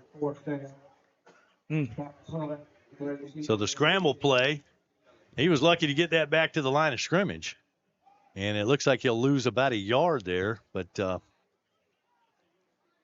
Now, got it right back to the 49. It's going to be 4th down, though, coming up. Yeah, 4th and punt for the Dogs of Suwannee. A.J. Hitt will do the kicking chores. Back deep for BK. I'm thinking that's number 2, which is Donovan. We'll have to see. Here's a snap, a good one. A.J. gets it off, kind of a high knuckleball that's going to hit somewhere around the 32 or 33. And we got Dogs all around the ball, but BK almost ran into it, which would have been lucky for us, but it did not happen. That would have made it a live football, but somehow they avoided that. But that kind of a shank kick that time. Didn't get everything he wanted on it. Got it up high, but didn't get a lot of distance. But now Bishop Kenny will take over here, and Suwannee had the lead. Now it's tied up, and Bishop Kenny got a chance to take the lead. 8:42 here on the second quarter clock, all tied at 10. Yeah, and they found some chinks in our armor as far as that quick pass over the middle, also on that option play. So some people better find some assignment football and get to it, see where the linebackers are. Shotgun formation for Heidemann. Single back, actually split backs in the backfield, 2 receivers to the top of your screen. This time Heidemann keeps it, and he finds that opening to the outside across the 35, still on his feet. He'll be banged down close to the 39-yard line. They fake the dive play, and then they run the option to the outside. Quarterback ends up keeping the ball, has a nice hole, and gets close to that first down marker. Picks up about 9. So 2nd and 1. Bishop Kenny already up to the line of scrimmage. They're ready to run a play. Them old Dogs better dig in. Finally, we get set with that 3-man front and 1 stand up, and then we jump off sides and give him a free first down if he threw the flag, which I think he did on the near side. I believe he did, and that's the 3rd offside against Suwannee, and this one's going to cost him a first down. And, those are the things that drive a coach crazy. Yeah, they will. It's those little things. See Kamari Thompson checked out of the game for Suwannee. 1st and 10, Bishop Kenny. Shotgun formation, split backs in the backfield, short slot. Now the quarterback, Heidemann, will change the play at the line of scrimmage. Long snap count. Here goes. Hands off to, I believe it's number 22, Dawkins. He takes it straight ahead. He takes a licking, but keeps on ticking. Got hammered right around the 49. Darius Horn in there on that tackle. Yeah, they pretty good lick on him. But he pops right back up. Bishop Kenny kind of mixing it up. They'll run a run play, an option play, and then a pass play. See what they do here. Heidemann in the gun. That short slot, split backs, fake. Actually, hands off to the back, and Suwannee read that all the way. That was Caleb Madison on the carry. He didn't go anywhere but backwards. Yeah, they might have wanted to run the option on that play. They've been faking that dive. That time they gave it to him, thought they'd catch Suwannee off guard, but nothing doing. Dogs stayed home on that play. Pretty good job. Brings up a 3rd down situation. We got a 10-10 ball game. We're just at the 7-minute mark here of the second quarter. 3rd down and 6 here. Suwannee needs to come up with a defensive play here. BK out of the huddle, and them Dogs digging in on the other side. Split receivers on the far side of the field. Single receiver near side. Single back in the backfield. Hand off to that single back. That's Madison. And, boy, he's dragging Dogs with him, but I don't think he got to the first down marker. Could be 4th and short. They came right back with that same play. Yeah. And that time they got a little better blocking up front and almost got that first down, but it's going to be just short. I would kind of think they'll go for it here. It's 4th and 2. They're on our side of the field, right around the 49. Yeah, they're in that position of the field where you might as well. I mean, you could try to pin them back and play defense, but it's a preseason game. Why not go for it? Go for it. Suwannee still in a 4-man front. Heidemann calls for the snap, tries to get us to jump offside with that double clap. It does not happen. Split backs in the backfield. Here's the snap. Hand off, first back through. That's Madison. He gets hit in the backfield. Boy, he's going backwards, and Suwannee's going to take over on downs. Great job that time of that Suwannee defense. They were getting tackling. Yeah, Clay Starling led the way, but he had plenty of Dogs in there sniffing out that bone. That could be the break that the Doggies need here at the 6:03 mark. See if we can get some points on the board before the half. Good job there by the Suwannee defense to change that momentum. 6:03 to go until halftime. 10-10, all tied up. Suwannee gets the football back after this timeout. It's Suwannee Bulldog football on River Country Sports. Now is a great time to earn a career in a year at River Oak Technical College. River Oak offers 17 career and technical education programs to select from. that lead to industry credentials and high-wage careers. River Oak offers high-quality instruction, academic and financial advisement, mentoring, and coaching to ensure your success. Get hands-on education without breaking the bank or leaving the area. Grow your future with us at River Oak Technical College. Back here in Paul Langford Stadium, the kickoff classic between Suwannee and Bishop Kenny all tied up at 10. Plenty of action around the area. Hamilton County, they're at home tonight playing Valwood. Now, the interesting thing about that game, it's a preseason game for Hamilton, but a regular season game for Georgia. Really? For Valwood. Yeah, it counts for them. Huh. You got Oak Hall at Bell tonight, Columbia, and Bradford playing, man. That'd be a good one. I'd like to watch it. The other game I'd like to see if I wasn't in this one, how about Wakulla at Madison? And Madison, boy, tying it up early in the season, them two. That's big time there. Trinity Christian at Hawthorne. You got Unity Christian at Williston. The Bucks are in Trenton. Branford's in Trenton for a 3-team jamboree. Branford, Trenton, and Crescent City. Last night had some high school action. Newberry beating Lafayette 38-6. And Buchholz over Spruce Creek 7-2. And Chiefland beats Crystal River 38-7. Yeah, Chiefland's still up there. Yeah. Mercy. You ready for college football, by the way? Well, I don't know, Well, rivalries are back. And Georgia and Clemson play again this year. How about that? Yeah, Georgia's got a tough schedule. They do got a tough schedule. Yeah, they do. You play in the SEC, you're going to have a tough schedule. Well, you're right. And then you're non-conference, you're going to play Clemson? Yeah, man. But that'd be a good one. That's the 31st at noon. And Miami and Florida play at 3:30 that day. But the first game of the year is going to be FSU in Dublin. We went to Dublin, Georgia. They're going to Dublin, Ireland. Wow, that's a lot further trip. Yeah, it is. 10th ranked FSU against Georgia Tech. That'll be on the 24th. That's next Saturday? Mercy. 12 o'clock noon. Boy, it gets here earlier and earlier. It is. Every year. I don't know what the weather's like in Dublin. They might have football weather over there now. I don't know. It could be. It could be a little cooler. Might be. But anyway, football is back. Goodness gracious. All right, let's see what Suwannee can do after that nice defensive stand there. Let's see if they can take advantage and get more points on the board. Them old dogs will be 50 yards from pay dirt. I see a drone flying by there, Wayne. Yeah, that's the coach's drone. Sykes in the gun. Here he goes. Hands off. First back through. I think that'll be Lou Jack. He'll come to the near side and get stacked up around the 46-yard line. Yeah, actually on that play, I believe that was Cooks that time. It was. So a new running back in there.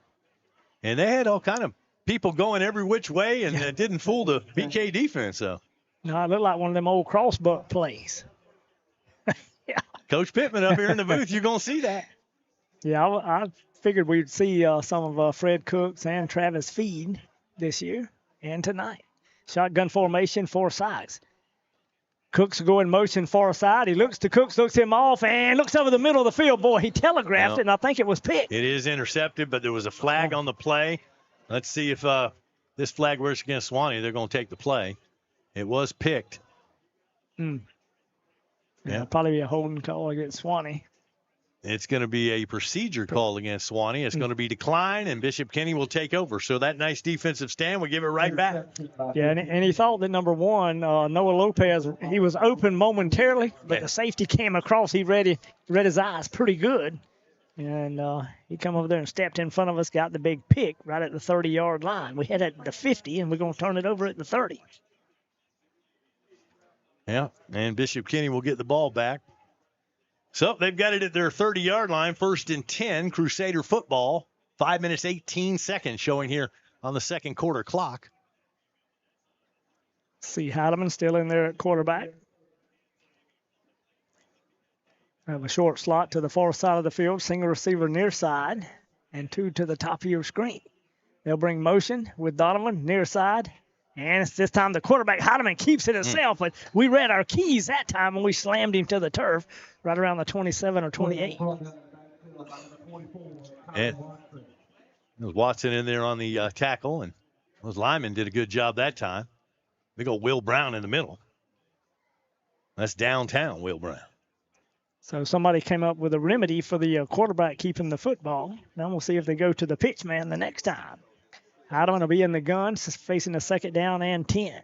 Single back in the backfield. Here's the snap. Looking, rolling to his right. A little bit of pressure from the Dogs. Going to put it up to a wide open receiver, but he might have even caught it out of bounds. I don't even know he was on the far side of the field. Well, I mean, there was nobody. He was quarantined. He was quarantined. And he could have went the distance. He made the catch, and I guess he caught it in bounds, but then he stepped out of bounds. But if he could have stayed in bounds, he could have walked in the end zone.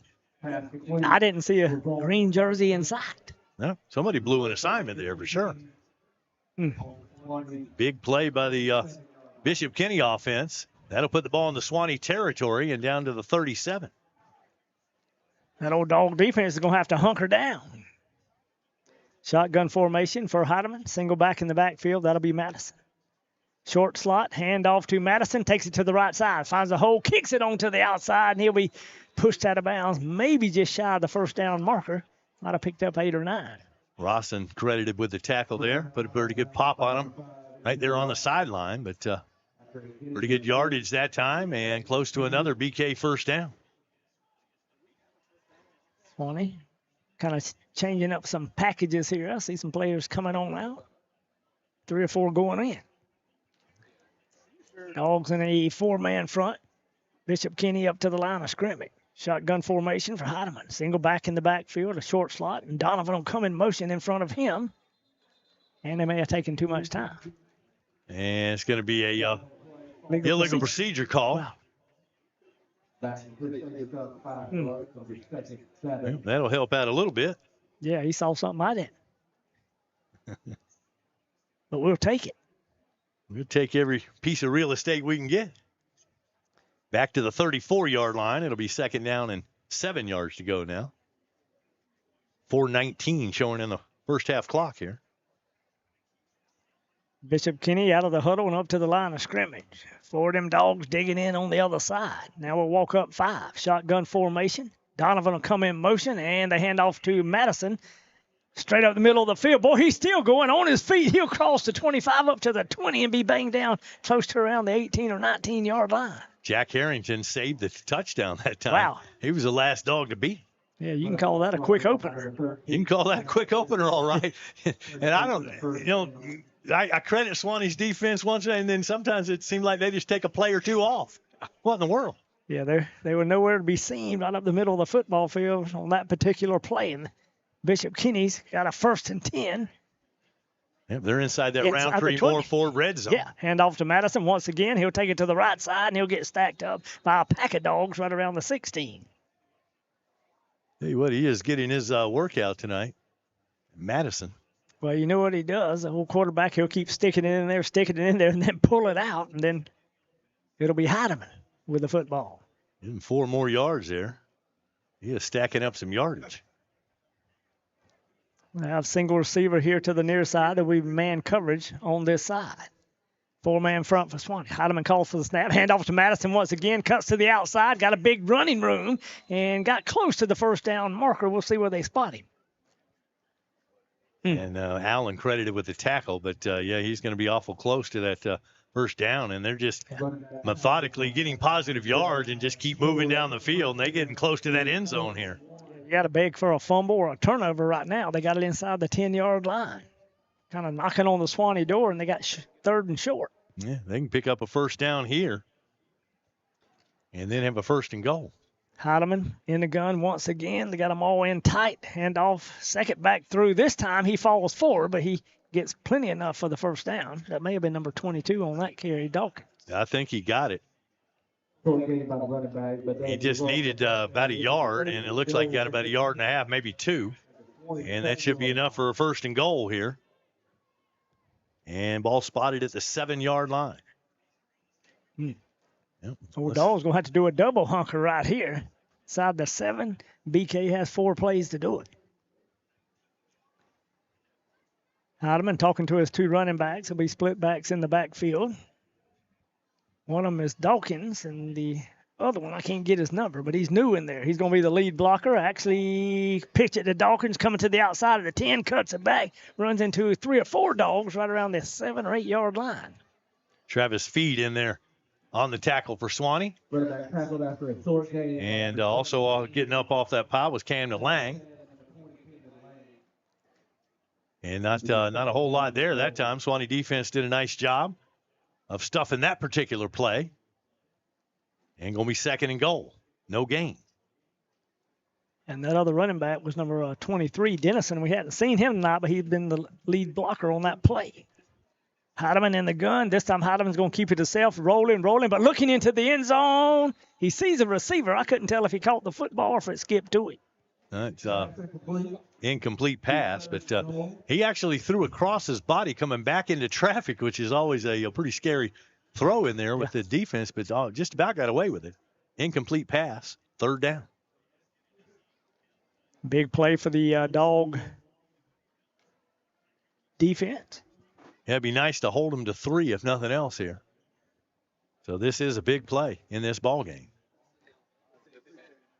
The quarterback, Heidemann, set up this time. They'll have the split backs in the backfield. And now a timeout on the field. And maybe Suwannee? Yep, Swannee's going to take a timeout. 1:23 to go here in the second quarter. And Bishop Kenny threatening. It's a 10-10 tie at this point. Suwannee football on River Country Sports. It's rodeo time in Live Oak. The Suwannee River Roundup Pro Rodeo, October 18th and 19th at the Bob Holmes Covered Arena at the fairground. Bull riding, bronc riding, barrel racing, steer wrestling, breakaway roping, calf roping, and team roping. Gates open at 6. The rodeo starts at 7:30. Tickets just $10, 12 and under $5. The 4th annual Suwannee River Roundup Pro Rodeo, presented by Pilgrims and sponsored in part by Visit Suwannee County. Friday and Saturday, October 18th and 19th. For more, visit SuwanneeParks.com.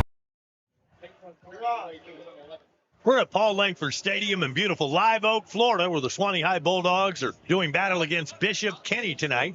It's the opening game, actually the preseason kickoff classic game as we start this 2024 campaign. Regular season will begin next week. Suwannee will open up at Columbia High School. The rivalry is back. Yeah, a rough one on the road. I got to tell you, being honest, Suwannee needs to play better than this. They're going to have a chance to get that purple and gold next week. Well, we'll straighten some things out. Let's see what we can do here. 3rd and goal play coming up from the 7 for the Crusaders.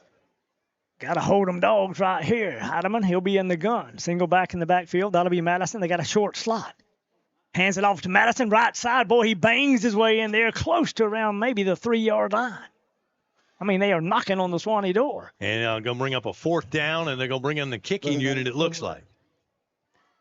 Yeah, because their kicker, he's done a pretty good job. Christian Lopez, number 35. And then you got Heidemann, he's the holder. So pretty confident in his kicking abilities. And probably you'll take the 3 points with time running out here in the first half. Now, they're going to go for it. They're lining up and going for it. Look out now. Boy, got him under center. Handoff Dennison, right side. He dives for the end zone. He got it. My mercies. We were about a half a nub of a dog's tail from stopping him, and he got in there. Well, they needed to. They went for it on 4th and goal. Suwannee with a chance to stuff them there and keep it a tie ball game, but he gets in, and Bishop Kenny takes their first lead of this game. Yeah, that's 47 ticks left on the clock here before the end of the first half. And, the varsity now only gets one more possession there beginning of the second half, and then the younger kids are going to come in. So it's not about winning or losing this preseason game, but doggone it, we always want to come out on top on that scoreboard. Boy, Lopez with the extra point is good, and then Bishop Kenny Crusaders lead at 17-10. PAT is good. So you remember last year, now Suwannee was cruising, and we had a 6-game winning streak, I think it was. Weren't we 6-0 at one point? Oh, yes, we were. And we were looking good, and then we run into a buzzsaw there at the end of the year and lost our last 4 ball games, and I want the taste of victory. Yeah, I don't care if it's a preseason game. Now you want to win them all. That's exactly right. We don't even want to lose at marbles. That's right. You have the green and white and playing. I'm rooting. I don't care what it is. There you go. But right now we're on the short end of things. It's 17-10, and Suwannee will get the football back one more time here in this first half. And who knows? Maybe MJ Ross can run another one back. Well, I got a feeling they might just try to kick it away from him like they did on the one kickoff, and they've seen him return one for pretty good yardage up to the 50 and one for 95 yards. So if I'm kicking, I know what I'm doing. I'm kicking it away from number 5. Yeah. Yeah, you're right. Lopez will tee it up at the 40-yard line. Rawson and I think that's Fryer will be back deep. This time they're going to kick it across the football field to one of the upbacks on the far side of the field, right around the 30, up to the 35. Still on our feet. We'll bring back to the near side, but boy, them BK Crusaders got on us around the 41. And mercy. Yeah, number 25 that time, Jeremy Webb. And he actually chunked the football. Yeah, he did. BK players, but I don't see a flag. No, he may have got away with it. Well, I think the official didn't actually see it. He was behind the play. I didn't see anything. Yeah. Goodness. All right, Suwannee will have one more crack at this thing. 41 seconds left to go until halftime. Don't forget, coming up at the half, we've got our player spotlight. And actually in the spotlight tonight will be Kyler Hall. So we're going to talk to him about the old days, and then Keith Hunter coming up with the Bulldog bark at the half as well. So we'll look forward to that. Yeah, some awesome stuff. We got 41 ticks left on the clock before the end of the first half to put some points on the board. We trail 17-10. Sykes, the quarterback, he'll be in the gun, single back in the backfield. Split receiver set on either side. See if we throw it down the field. And Ralston tried to run with it before he caught it. He had the block on the inside. Probably had some good yardage to pick up, but it did not happen. They did. They had him as the trailing receiver there. A little play-action pass. Fake the handoff, chunk it to him, and he just didn't hang on. But he had running. I think you're right. He was thinking about that run before he caught the ball. Yeah. He had old Zion Walker out there kind of shading him. He was going to make that first block, and then if you set him in space, there's no telling what can happen. Well, they got him now isolated on the near side and trips to the far side. And pretty much BK's got, they got the two deep safeties. They're stacked up around the 40. That means don't let them behind you. We're in the gun. Here's the snap. Sykes looking, some pressure. We throw it across the middle intended for Rawson, but it does not happen. It's incomplete. It'll bring up a 3rd and 10 situation. Incomplete pass, and let's credit Sykes that time for getting rid of that football instead of taking the sack. And he did get it to a part of the field where there were no white jerseys. So an incomplete pass lived to play another play. 33 seconds left to go now here in the second quarter. Ball spotted at the 41-yard line. The Dogs need to at least get 10 yards. Trailing 17-10 here right at the end of the first half. See where Rawson's going. Maybe he's going to the other side. Maybe he'll be a short slot. Yeah, he's on the far side in the slot. You're right. We'll have two stacked receivers near side and hold everything. And Bishop Kenny says, I don't like the looks of this. We need to talk about it. And why not call a timeout? And they do, which stops the clock with 33 seconds left to go here. Hey, if your business wants to advertise here with us on rivercountrysports.com, just reach out. Even if you just have a question or a comment, we'd love to hear from you. Our email, rivercountrysports@gmail.com. rivercountrysports@gmail.com. Yeah, we're getting some awesome comments anyway. My son-in-law, Matt, he's all the way in Miami, and he's getting to watch the game and listen to us. Yeah. The cool thing about that is every year at the radio station, we would get calls, and where do I find you online? And I'd always have to tell them, well, I'm sorry, but the station's not online. But doggone now, you can watch it in Egypt. Yeah. You can watch it anywhere on this planet. As long as you can get an internet signal.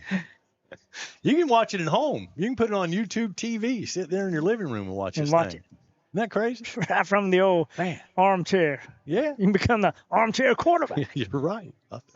Goodness. All right, let's see what we can do. 3rd and 10. Shotgun formation once again for Sykes. Handoff this time. Boy, I think that was old Lou Jack. And, boy, thought he had a little bit of a hole. He did, a little crease. He picks up about 8 yards. But we're shy of the first down. That clock running. I assume that Suwannee going to use a timeout, and they do. Now they stop the clock. It's going to be a 4th down play coming up. And thought they'd catch him off guard with the run, and they did a little bit. Picked up pretty good yardage there. Got about 8 on that carry. And that's going to be a 4th down and 2 coming up, and one final chunk, I would imagine. It's the old Hail Mary here. Everybody go deep. Yeah, a little hook and ladder, whatever. Whatever works. Let's give it a shot. Mercy. We sure appreciate Live Oak Jewelry stepping up and sponsoring Suwannee football. They've been sponsoring Suwannee football, John and Bart, back before them, their parents. This goes way back since the beginning. They've sponsored Suwannee football every year, and we appreciate them transferring them. Not all of the sponsors that did radio understood what we were doing here with the streaming, but Bogus boys came on board with us, and we sure appreciate it. Well, I think it'll be the right thing to do, and I think it'll catch on. There you go. Yeah. It's just going to grow and get bigger. Oh, yeah. All right, what are we doing here? 4th down. Oh, mercy. We're probably putting it up, but you could take a knee, but I don't think we'll do that. No. 4th down and 2 from around the 48. Got to throw it deep. Don't get sacked.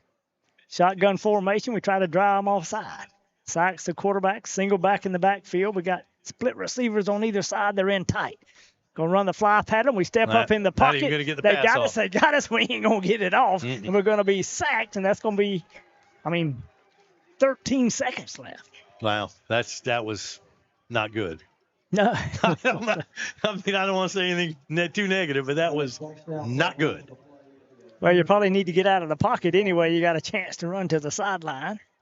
Well, I'd just like to see an attempt there. I mean, you've got, MJ Roslin, see if we can get it isolated. I'd love to see Fryer catch a pass out there. He's got good hands, and we just never gave him by the shot. We couldn't protect the quarterback. So it's going to be Bishop Kenny football. They will take over on downs, and I'm sure they'll just take a knee here with 13 seconds left to go. Or do they chunk it? Well, now. There's no telling. Let's see if they're starting quarterback Heidemann. He'll come back into the football game. I see a new number out there, number 31, which is McCoy. He's been out there maybe one other time tonight.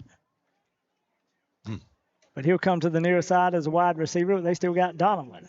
Split receivers to the top of your screen. Shotgun formation for Heidemann. He's looking. They're going for it. And they're airing it out.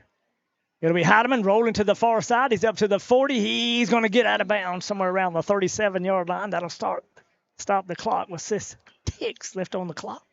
So pretty good coverage that time. Nowhere for the quarterback to go, and instead he just scrambles out of bounds, picks up about 5-6 yards on that exchange, and now he'll have one more chance to throw it into the end zone. 2nd down and 4 coming up from the 37-yard line. Now, Suwannee needs to keep him off the board here. Yeah, we got to keep him out of the end zone. We'll see. We'll have a little bit we got man coverage on this side. On the outside, you have some safety help underneath. On the far side and the short side of the field. Shotgun formation for Heidemann. Single back in the backfield, and here he is looking. Quick pass over the middle and incomplete. Intended for Donovan.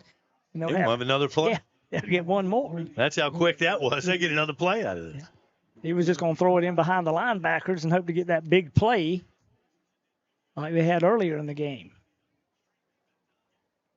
See what they do here. 3rd down situation. They lead at 17-10. 2.5 seconds left before the end of the first half. They're not taking a knee. Nah. Burnett will come to the near side. They have 3 receivers to the top of your screen. Shotgun formation for Heidemann. Heidemann looking. Little bit of pressure. Talking to his receiver. He's going to put it up toward the end zone, and it goes incomplete. It's going to be a flag for pass interference on Suwannee.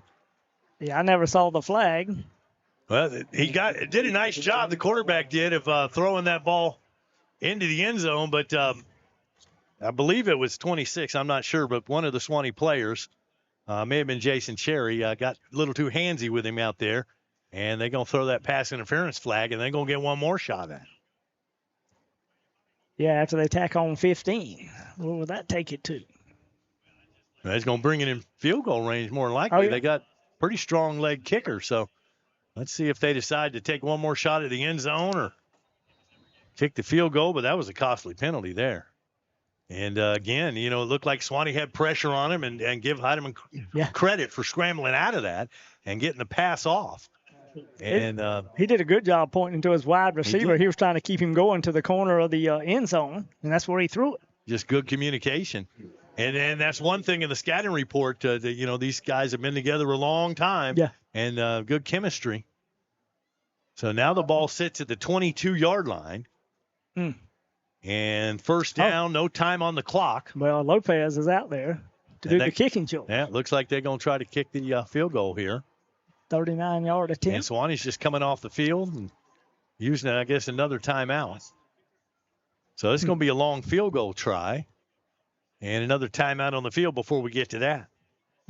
The player spotlight, by the way, brought to you by Hunter Abercrombie. He is your Edward Jones financial advisor in Live Oak, so stay tuned for that. We'll talk to Kyler Hall about his playing. Kyler could usually the coach comes and we tape on Wednesdays. and he couldn't get the kids out of school. They've changed rules, and it's tougher. And so hopefully this coming week we'll be able to talk to some of the players. But anyway, we talked to Kyler because, heck, you remember him when he was a player. Oh, yeah. Oh, yeah. We've been around a long time. Yeah, we sure have. All right, how long is this field goal try going to be? This is looks like about a 39-yarder. Yeah, 39-yard attempt. I think Lopez, he already has. I think he had a 42-yarder in the first half. Earlier, yeah. Yeah. It'll be set up on the far hash. Lopez, number 35, and it'll be Heidemann the holder. Good snap, good hold, and boy, he drilled it. I just can't see from here. He missed it. He hooked it just a little bit left of that goalpost, but he had the distance. So the field goal is no good, and we are at halftime with your score. Bishop Kenny 17, Suwannee 10. It's Suwannee football on River Country Sports. What's a football game without pizza? Papa John's Pizza of Live Oak can take care of all of your football dining needs. Take care of your hungry crowd before, during, or after the game. Stop by Papa John's for better pizza, better wings, and many other delicious menu items for the family or the game crowd. Papa John's Pizza always has better ingredients, better pizza. Better get you some. Hey, this is Stephen Jones with the Roundtree Moore Ford in Lake City. Running now is the Roundtree Moore Ford 000 sales event, where you can now purchase a vehicle with 0 down payment and with interest rates starting at 0% and have 0 payments for up to 90 days. With approved credit, there's never been a better time to buy. If you're tired of settling for the last vehicle on the lot, then stop by Roundtree Moore Ford, where we now have truckloads of new car inventory arriving daily.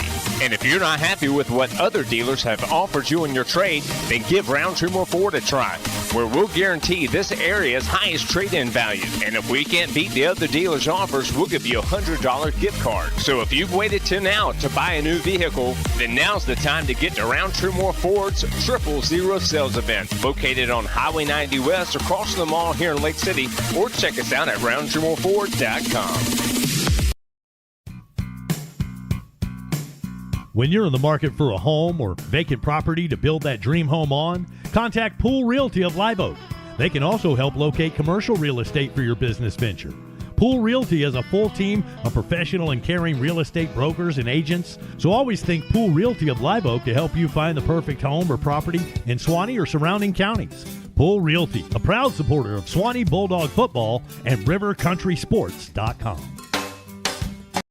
It's time now for the Bulldog Player Spotlight, brought to you by Hunter Abercrombie, your Edward Jones financial advisor in Live Oak. Hunter Abercrombie and Edward Jones, making sense of investing. Member SIPC. It's time now for Player Spotlight, which is brought to you by Hunter Abercrombie. He is your Edward Jones financial rep here in Live Oak. And, hey, Hunter, great guy. You know him well. Yeah. Of course, used to be the athletic director and all that good stuff. And I go back to his dad was just a tremendous guy, man. Miss him. But we appreciate him stepping up and sponsoring Player Spotlight. And those of you are probably wondering, why has this player got a beard? Why does he look like the head coach? Wayne Luttrell along with Kyler Hall, and we're going to go back and talk about your playing days. You are the guest on Player Spotlight. Yes, sir. Yes, sir. Can you remember that far back? I can. I actually remember more of those than I did like last week, so I'm telling you. Now, when you're playing it, I know you get upset, and we joke with some of your best buddies. They pick on you and say it takes you a while to get over a loss as a coach. But how were you as a player? Worse. Really? That's hard to believe. I've been this way forever. I hate losing. I dwell on it way too long. And back in the FSU wide left and all those. Good days. I was 8, 9, 10 years old, man. I'd cry and I'd be done for a day or two. Yeah. Always been this way. I'm trying to change. I was never a crier, but I throw things. Now I get upset. I throw some things too. I haven't been known to do that for my Hurricanes or Dolphins or sometimes doggone You've had Bulldogs. a lot of tears over the year with your Dolphins. Yeah, I have. Well, we all have. If you're a football fan, I don't care who you root for. There's highs and there's lows, and we've been on top of the mountain with Suwannee. We've been on below the mountain at times. Yep. And you had some success though as a high school football player. I mean, let's think back to to the good old days. Yeah, we did. Had a great group of teammates that we played with. Love those guys. Still communicate with a lot of them. So we were a very close-knit group. And it was such a different day and age back then. You know, we've talked about transfers and, you know, this and that. Like, back then, that was never a thought. No, you grew up with the kids from rec ball all the way up through high school. You're not going to play for, you know, Columbia or Madison or anybody like you. Blasphemy. Yeah, you're a Bulldog, and that was a goal. I can't wait to play for the Bulldogs. And so that was, you know, just looking back at how close that group was, and to this day, some of my best friends and our coaching staff. You know, I grew up watching Coach Pittman and his staff and my dad, and then playing for Jay Walls, who are still very close to this day, Jimmy Jackson, you know, Coach Chambers, Marcy, Richard Allen, you know, rest in peace. But such a great group of men and leaders and coaches from rec ball, you know, playing for you, and always had good rec ball coaches, middle school, Danny Robinson and that staff. So just the level of coaches that I had growing up was incredible. And that was a big reason of why I wanted to get into coaching, because of those guys. Can you remember the transition as you came up, you know, to the high school level? Oh, yeah. I mean, and how difficult that was your first year, your freshman year? So going into sixth grade. So now as a sixth grader, you can play middle school. I have a sixth grade son. I told him, buddy, you're not ready. So we're going to play another year of rec ball. Let him be the superstar at the rec league. Yeah, man. You know? Enjoy that last year. Exactly. Because physically he's just not there. So the seventh grade year, I remember that year, man, that was tough. Like, so you're still pretty weak. You're slow. You're not very strong. And everybody's bigger than eighth graders. So I remember that one being a tough year. And then you get to eighth grade, and now you're the big dog on campus. Big pup. You're confident. And so that was a very fun year. You know, we were undefeated, which there's been a ton of undefeated middle school teams come through. Robinson, what a record. He did them all the time. Yeah. But that was a good group. And then you kind of start back over. You go into high school, and, you know, ninth grade year, you play JV. But I remember that transition from JV to varsity at the end of the year and how fast the game seemed, even at practice. Like, I thought I was good and athletic, but, man, you get to varsity, and these guys are just fast. But the work level, I mean, increases. Yeah. I mean, the amount of work that you have to put in, it's not, you know, when you're a kid, I mean, it's a bunch of fun, and, you know, you're learning some things. But you get up that varsity level, now we're getting serious. Yes. The higher you get, you know, you still want to have fun, but it's a little bit less fun, and there's a lot of work that goes behind it. So you really have to love it, which I did. But the workload, you know, the expectations, the physicality, the attention to detail, everything increases the farther up you go. But then, you know, even sophomore year, which I believe the sophomore year, especially if you're varsity, that's a tough year. Yeah. Because you're still not physically where you're going to be. You're still learning the game. It's still pretty fast. But then once you get to your junior or senior year, the game slows down. You're confident. You're stronger. So I vividly remember all the transitions as I came up in football. I think my favorite was your senior year when you had, you know, yourself, we had Jarvis Herring, we had Kelly Jennings. I mean, we had an all-star team that year. Yep. And doggone should have won the state championship. Yeah, we we couldn't get past Palatka, coming off of. I think we played them 3 times that year, if I remember right. Yes, and they got us every daggone time. But they had some superstars as well. They did. They had 3 or 4 that went to the NFL off of that team. But, yeah, junior year, played for a state championship, had a chance to win it. We had a good chance coming back. I believe had we got past Palatka in the third round, we were going to be there. But those are some great battles. Look back, Palatka, Santa Fe, North Marion, tremendous games. Yeah. One of the greatest games, played here at Paul Langford, the double overtime, Santa Fe, 48-47. I mean, just some incredible games, great memories, and just playing yourself to the point of exhaustion. And then once you get to the end and you win, just what that does for you, not outside of just being a football player, but as a person, just that sense of accomplishment and togetherness was very cool. What is it like as far as looking at now as a coach and you're looking at kids? Do you see yourself in some of these guys at that age? I mean, I do. When I first got back here, because as you've seen, I'm pretty passionate on the sidelines and I get a little animated. But I had to learn, they're probably not going to have the same type of passion that I have. So it took me a little bit to figure that out because I think the biggest I've seen the difference, there's not a lot of kids that necessarily love football. Like, they'll do it and they like it, but there's few that actually love it because there's so much else out there that takes their attention and their passions.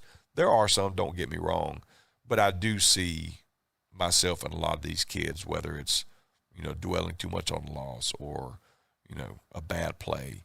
But also I see kids that are passionate. I see kids that stay after practice. So it is cool to see those things. And with my own sons coming up, my 6th grader and 7th grader, my 6th grader is exactly like me. So, oh, no. Yeah. Look exactly. out. So some good, the bad, but and everything in between. My oldest, he's kind of the complete opposite. So he's kind of my chill kid. But my youngest, bless him, he's just like me. All right. But it is fun to watch him and see him. And, actually when they get to high school, that will be the first time I've coached them. So I've never coached rec ball. I've always just been dad and watched. Yeah, so that's going to be cool. an experience. So. It will be. Yeah, and you better treat them right because Mama's watching. Mama, yes, yeah. She's there ready. Coach, I appreciate you filling in on Player Spotlight, and we'll have kids in the seat next week. But this being the first week of school, we weren't able to work that out. But, Coach, I'll appreciate you as a player yes, and sir. now as a coach. This has been Player Spotlight on RiverCountrySports.com. Tonight's Player Spotlight was brought to you by Hunter Abercrombie, your Edward Jones financial advisor in Live Oak. Hunter Abercrombie and Edward Jones, making sense of investing. Member SIPC. Are you new to investing and not sure where to begin? Start by looking for a financial advisor who will offer you a strategy personalized for you and your family. One who will be there as your life and financial situation changes. I'm Hunter Abercrombie, your Live Oak Edward Jones financial advisor. When we work together, we'll focus on what's important to you. We'll use an established process to create a personalized financial strategy backed by the advice, tools, and resources to help you reach your goals. And we'll partner together to help your strategy stay on track. Contact me today at 386-364-3699. Edward Jones, member SIPC. All right, hey Bulldog fans, when you're hungry, we can satisfy that appetite at Beef O'Brady's of Live Oak. Come dine with us during, before, or after the ball game. We feature big screen TVs, so you won't miss any of the big events. At Beef O'Brady's, check out our game room featuring pool tables and games for the kids. Stop by Beef O'Brady's for some good food, good sports, and good games. Hi, I'm Keith Hunter, and this is the Bulldog Bark. Well, joining me tonight on the Bulldog Bark, I've got from the class of 1984, my former classmate, football teammate, baseball teammate, Mike Martinez. This year, we're celebrating our 40th anniversary. The class of 1984 we meet again in the year of 2024. Bulldog fans, I now bring you the interview with former Bulldog great and standout, Mike Martinez. This is the Bulldog Bark. Well, it don't seem that way. I can remember a lot from whenever we played together, Keith. It's funny, I guess those memories never leave you. You might leave the field, but the memories never leave you. And I can remember just about something, at least something that happened in each of the games we played. It's kind of funny, but remember a lot of good players and good times. And we didn't have the greatest record in the world, but I feel like we were pretty close teammates and enjoyed every one of you. Well, give me a memory that you had of the Suwannee Lake City game. I think it was played. Where was it played, in Live Oak or Lake City? It was in Live Oak our senior year, and I remember Lake City had two running backs. I can remember their names, Virgil Scipio and Jeff Bowie, and I believe it was Jeff Bowie. I think he was killed in a car wreck not long. I think it might have been even during that school year, but man, they were loaded, and we fought them hard. We just didn't have enough, but we always played them hard. And I just remember, we always had the stingy defenses, and we kept their scoring down. They were a powerhouse, and like 4A at the time, and I just remember they were a good football team, real good football team. Yeah, like you said, man, you never forget those memories, and those memories, a lot of those memories teach you about lessons in life, don't they? They sure do. Okay. Just the hard work and the effort and just the teamwork really is what all. Of course, I'm coaching, so it was it kind of stuck with me probably maybe more than some others. But I still use things in my coaching days, every day, every practice, every game, of things that my coaches and our coaches taught us back in the day, and just the hard work and the never give up and the effort and being coachable and just those things. They don't change. The game doesn't change, and to be honest with you, the coaching philosophy really doesn't change either. It's across the board, and the teams that kind of stick with the guidelines that help you win, those are teams that's going to be the best in the long run. So learned a lot. Speaking of our classmates and talking about the Lake City game, I remember Lake City, they came over here to Live Oak. They were riding high during our senior season, and we hung in there with them pretty good. I mean, I don't think we didn't win the ball game, but I can recall Coach Branch calling a fake punt, and I threw the ball to Phil. I thought I threw the ball too high, actually, but Phil actually went up and got it. The great E.T. Brown, but a lot of other great players that played that year, Jimmy McCullers comes to mind, Jeff Simmons. We had some other good ball players, Tyrone Tillman, Donald Wilson, Ronald Wiggins. There's a lot of good players that come to mind. Of course, yourself, Mike, and again, we had a lot of other good players, classmates. Jason White. I remember us calling the quarterback sneak behind Jason and Jimmy. Just a lot of great players and high school classmates from the class of 1984. And one of the great memories that comes to mind was when we were playing against we were in 10th grade, and we were playing against the varsity, the 11th graders. And so Coach Cato and Coach Branch, basically we had a little wager, and the winner of the game got to catch the bus back to the high school. We're talking about 2 or 3 miles, from Paul Lincoln Stadium to the high school, about 2 miles, I guess.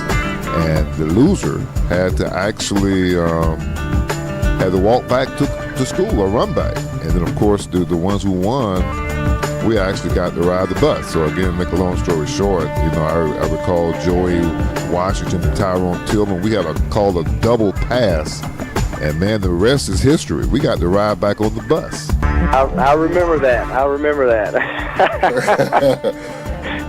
That was an exciting time. We thought we'd done something. I tell you what, I remember the play call too, because Coach Cato called a play where I threw the ball to Tyrone, like on a halfback screen, and then Tyrone turned around and threw the ball. You remember Joey Washington was playing with us? I remember Joey. I remember, yeah. And Coach Branch was so upset with the with the 11th graders, he made them all walk back to the high school from downtown. Keith, you're talking about going up to the high school. You remember when we used to have to run on Thursdays? We had to get our ways up there. Usually we had to run up there to the field and did our practice, and then get back to the high school. And I told some of my football players a few years ago about that, and they didn't believe me. I said, man, y'all just did not understand how it was back in '84. Some of the things that we had to do. Right. And just things have changed. A lot of precautions now in practice with the water and stuff. We didn't get a whole lot of water in our practices, if you remember correctly. And I guess back in the day, we were kind of more acclimatized to the heat, more so than the kids these days, because you got your all these water and guidelines and procedures that you had to follow here. But it's funny, all the things that we did. It was unbelievable. The kids nowadays just wouldn't believe you if you told them. All right, I want to thank you, Mike Martinez, for joining me on the Bulldog Bark. Again, this year we're going to embark on bringing you the Bulldog Bark in new ways, with videography, and we'll do interviews by the phone, also in person by video. But one thing about it, we'll be bringing you memories and bringing you former players who stood out on the gridiron at Paul Lincoln Stadium. We'll see you there.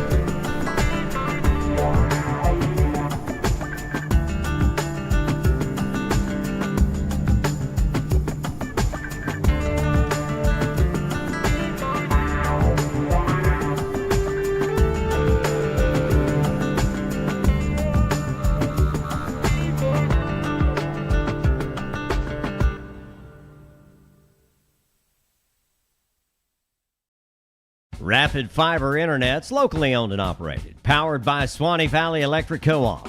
Our local employees are dedicated to providing a world-class customer experience to each of our Suwannee Valley Electric members. Make the switch today to Rapid Fiber Internet's 100% fiber to the home internet system. To learn more about Rapid Fiber Internet, visit rapid-fiber.com. Again, that's rapid-fiber.com or call 866-64-RAPI. Hey, Bulldogs, let the UPS Store of Live Oak handle all of your packing and shipping needs. The UPS Store of Live Oak also offers mailboxes, printing, faxing, scanning. We also offer notary services and shredding services as well. Stop by your local UPS store. There's help in here. Real help. The UPS Store, proud sponsors of Suwannee Bulldog football on the riverofcountrysports.com. And back here live at Paul Langford Stadium, we're at halftime where Bishop Kenny enjoys a 17-10 lead over Suwannee. And I was looking at the stats provided by Jamie Watcher of the Lake City Reporter. And you can catch all this in the Reporter in tomorrow's edition. They cover Suwannee and they cover Columbia. They cover Fort White and Brantford. They do a good job. But look at the stats. Passing stats for Bishop Kenny, 8 of 14, 160 yards and a touchdown. And I'm looking at Suwannee's passing stats, 1 for 5 for 8 yards. Mercy. That's not good. I was looking at first downs. Bishop Kenny with 10, Suwannee with 0. You know, you got to go back. If it wasn't for that opening kickoff return by M.J. Rosin for a touchdown, this thing could be a blowout. Yeah, it would. I mean, that kind of set the tone for the game, but then it's been all BK since then. Yeah, they've had 4 passing first downs, 6 rushing first downs, and we've given it 1 by penalty. Suwannee just hadn't been able to get anything cooking offensively. Total yards, Bishop Kenny 257 and Suwannee 13. Now, we had a 95-yard kickoff return for a touchdown, and that's kept us in it. We've had a field goal. But we could use a little more offense. Yeah, right now, A.J. hit. He's been with the field goal, the extra point, doing a good job kicking for us after being injured last year.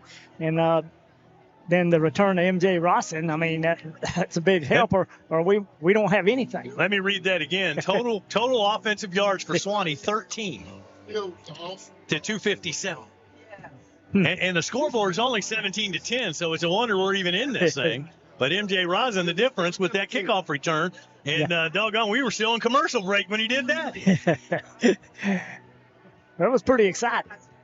That was very exciting. It was a great return and an exciting way to start this ball game. And it looked like Suwannee was going to build on that doggone early 7-0 lead, but Bishop Kenny came back, long time-consuming drive. They ended with a field goal, made it 7-3. Then it looks like Suwannee was really going to take control after we had an interception returned, all the way down to the 16-yard line, but couldn't do anything with it. Got the field goal there, and since then it's been all Bishop Kenny. Yeah, it has. Right now they lead 17-10. It's one of those games. I mean, we got some things to work out, and I think the reason our passing yardage, you got to establish some type of run. Yeah. Yeah. To be able to pass. Yeah. They feed off each other, but you got to be able to move the ball. And it starts up front. We got to get them linemen working. There you go. Had to take them back to the pits when we start over. Man. All right, second half underway. Here we go. A.J. puts a foot into it. Boy, this is an end-over-end line driver, and they pick it up right at the 5-yard line, up to the 20, up to the 25. Boy, and 2 Bulldogs, just pound him to the turf around the 32 or 33, and that was big number 23 on the return for them, and that is Dennison, I do believe. I'm going to give Travis Fee credit for that tackle, number 17. Nice job there on special teams. And so Bishop Kenny will get the football first, and Suwannee needs to stop him here and see if we can't get a touchdown and at least tie this thing up before we turn it over to the underclassmen. Yeah, we're going to need a pick 6 to get right back in it quickly. Might need them juvenile dogs to make this scoreboard even out a little bit. Yeah, absolutely. We got a lot of young talent coming up. So she's working. We do. I was kind of looking over it. We still got some young guys still back in the secondary for Suwannee this year. Yeah. Shotgun formation. And I think they did change quarterbacks to number 15, and I'm going to have to straighten some of that out. And number 23 there on the carry. So, yeah. I got him as Denson, number 23, Jamison Denson. I think he got a carry earlier in the ball game, right at the end of the first half. And they brought in Hawkins, as you mentioned, at the quarterback position. So Bishop Kenny's already made some changes. Yeah, number 15, Hawkins. He'll be in the gun. 2 receivers, far side of the field. Hand off first back through. That'll be Dennison. He'll try to cut it to the near side. And there comes the football. And we were making the tackle, and I think one of them BK Crusaders jumped on it. Yeah, I was watching 15 drive his opponent. Clay Starling was just driving him backwards. That ball squirted loose, but Bishop Kenny, fortunately for them, number 61 jumps on it. Mattis. Yeah, and then after all of that, there's a flag, kind of some pushing and shoving there on the far side of the field, actually in the middle of the football field, right up around the 38-yard line. And the officials talking about this, and let's see what it's all about here as the Whitecap comes out to show us the call. And going to be a personal foul. Suwannee. But that's not going to help. Nah, that'll tack on 15. Give him a free first. Sure will. So some unnecessary stuff going on there. And Suwannee is caught for that penalty. That'd be a 15-yarder. And it looks like Bishop Kenny has changed out a lot of people. I noticed they got number 4 out there. He hadn't been in. That's Andrew Clifford. They got some clean jerseys out there. Yeah. And Suwannee helping them out here via the penalty. Boy, that'll move it all the way up to the 48-yard line. 1st and 10, Bishop Kenny from right there. Kind of got to sort it out for the name of some of these new receivers. The quarterback, number 15, that'll be Hawkins. He'll stand in the gun. Single back in the backfield, that's Dennison. He'll be to his right. Calls for the snap. Quick pass out there. Throws a little bit high. Intended for number 80. It goes incomplete. Hey, we're going for their tight end. That's another new player out there, Harris. Yep. But that was well over his head and incomplete. Suwannee had that one pretty much covered out there as well, but the ball was off the mark. Yeah, and that was that quick pass, I think, earlier in the game that they scored the touchdown on. Yeah. We covered it a little bit better this time. Yeah, we did. Quarterback will check with one of his linemen, and they'll get set. Shotgun formation for Hawkins. No, Hawkins this time keeps it himself, got that little option play, and he pitches at the last moment, and we hammer him, but not before they pick up 10 or 12 yards.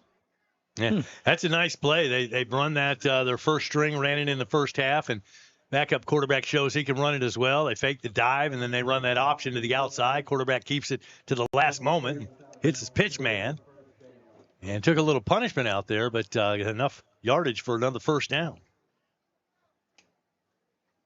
Yeah, they're actually doing a pretty good job of controlling the line of scrimmage. They're getting their blocks, making their pitches. Yep, they're chewing up the time of possession as well. And, nothing fancy, just keep moving the chains. And timeout on the football field here. Well, it seems like we're going to try to make a little trade out of players. Yeah, a little substitution going on here. Logan Brooks checks in, and number 19 also for Suwannee checks in. Yeah, Dylan Green.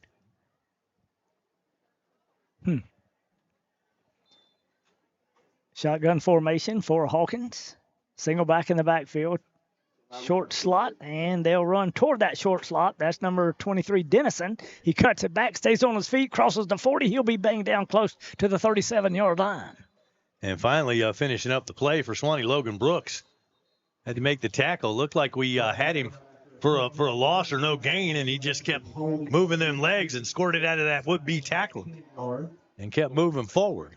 Yeah, he's one of those elusive running backs. He's, not a big stature, but he's got a lot of quickness, and he keeps those legs driving. Yeah, had a penalty flag, though, for a hold, and so it's coming back and going to work against Bishop Kenny here.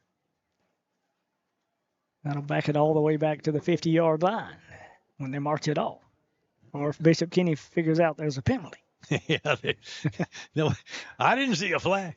But they do lose 10, and so it'll be a first down, but 20 yards to go. 9:18 here on the third quarter of action. Bishop Kenny leading Suwannee 17-10. Clifford and Harris will come to the near side. Single receiver to the top of your screen. And they'll take their slot and move him to the near side, and he'll be almost on the line of scrimmage. Shotgun formation for Hawkins. Single back in the backfield. Hands off to that single back. That's Dennison. He takes it up to the line of scrimmage, and that's all he'll get. Yeah. Starling in there, Allen in there. Nothing going on that play. Just mercy. And nothing but dogs and another flag. Yeah. And Suwannee is clapping, so this apparently is going to work against Bishop Kenny. Personal foul against Bishop Kenny. So Suwannee had a personal foul, now a big 15-yarder against BK. Goodness.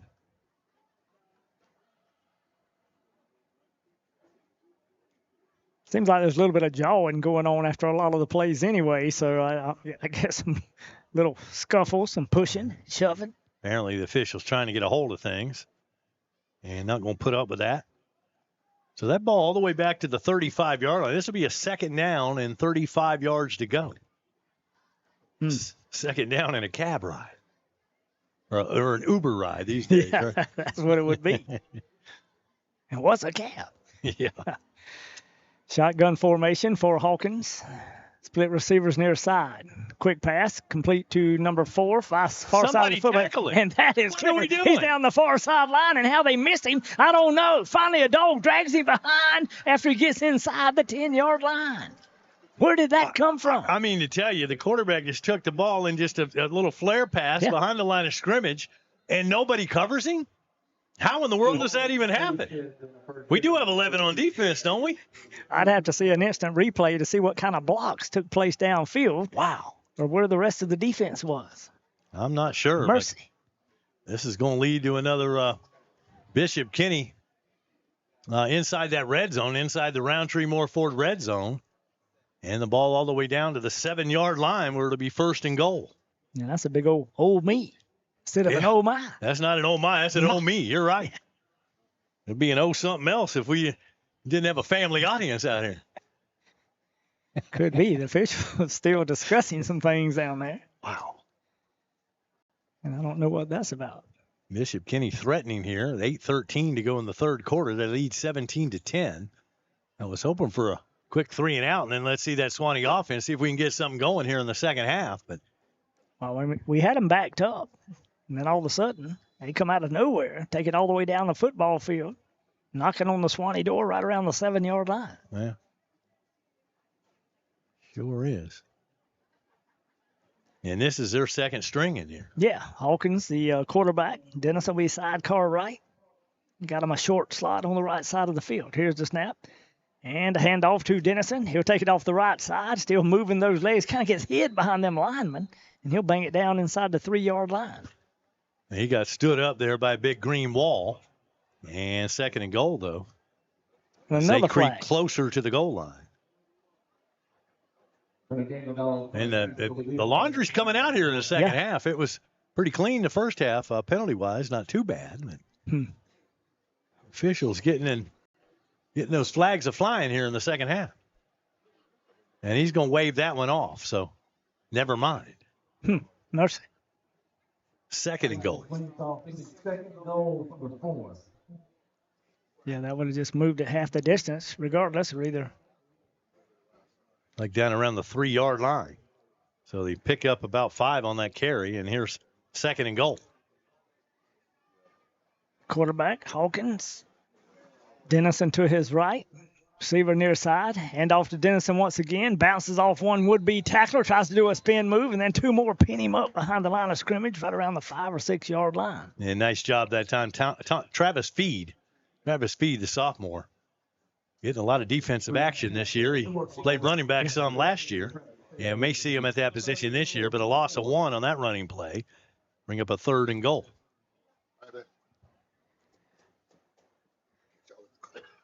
Big play for the Suwannee defense. They got to hunker down right now at the 7:06 mark. They'll bring 2 receivers to the near side. They'll kind of spread us out. Got a short slot near side. And the quarterback's going to roll to the near side. That is Hawkins coming this way. Gets hit by 1 dog, 2 dogs, and he'll bang his way close to the 3. It'll bring up a 4th down situation. And going to bring up a 4th down. Dogs were not going to allow that quarterback to get to the end zone. And so they keep him out of the end zone on that play, but it'll bring up a 4th down. And let's see if they send the field goal unit in, or they and we got an injured Suwannee player on the field as well. Yeah, right around the 5-yard line. Well, we'll sort all that out and tell you about it when we come back at Suwannee Football on RiverCountrySports.com. It's the start of a new season and a new media presence as Suwannee faces off with Bishop Kenny at home tonight. At Live Oak Jewelry, we're kind of starting anew as we put things back together from the storm. Our thoughts and prayers go out to all those who suffered damage and challenges from Debbie. At the LOJ, you'll still find a wonderful selection of gold and silver jewelry sure to please, and our full jewelry repair services. It's all at Live Oak Jewelry and all at great savings. Live Oak Jewelry, proudly serving the Suwannee Valley area for 77 years. The injured player was number 17, Travis Fee, but he's back up and okay. And he'll have to come out at least to play.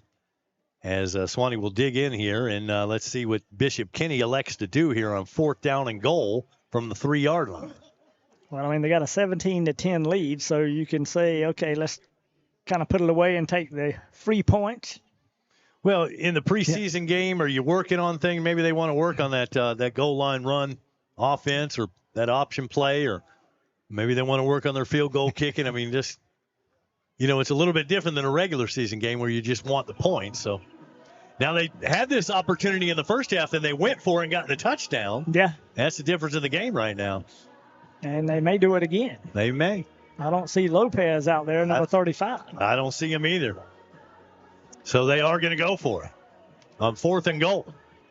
This time they'll have split backs in the backfield. Hawkins will be the quarterback. Number 80, Harris, will be one of the other running backs, along with Dennison. They are split backs. 2 receivers to the top of your screen. They're all going to roll that way, and then the quarterback cuts back, but he's going nowhere but to the 9-yard line and down. And Suwannee, speaking of downs, will take over.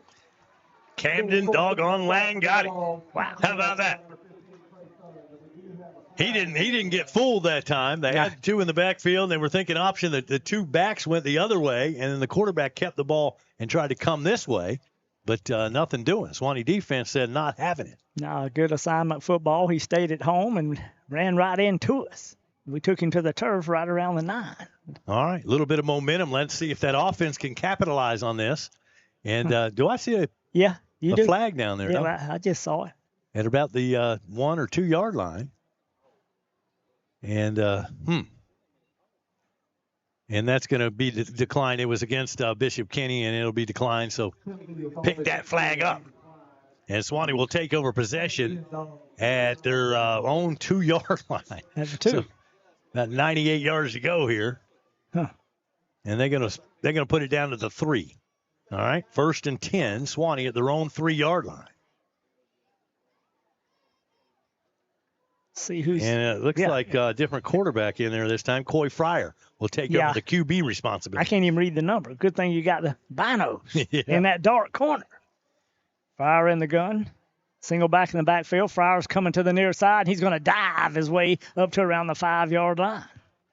Well, that was a straight quarterback run that time, no doubt about it. Took the snap in shotgun formation and came right side and got tripped up and around the goal line, but he dove forward to the 5, so picks up a couple of yards there.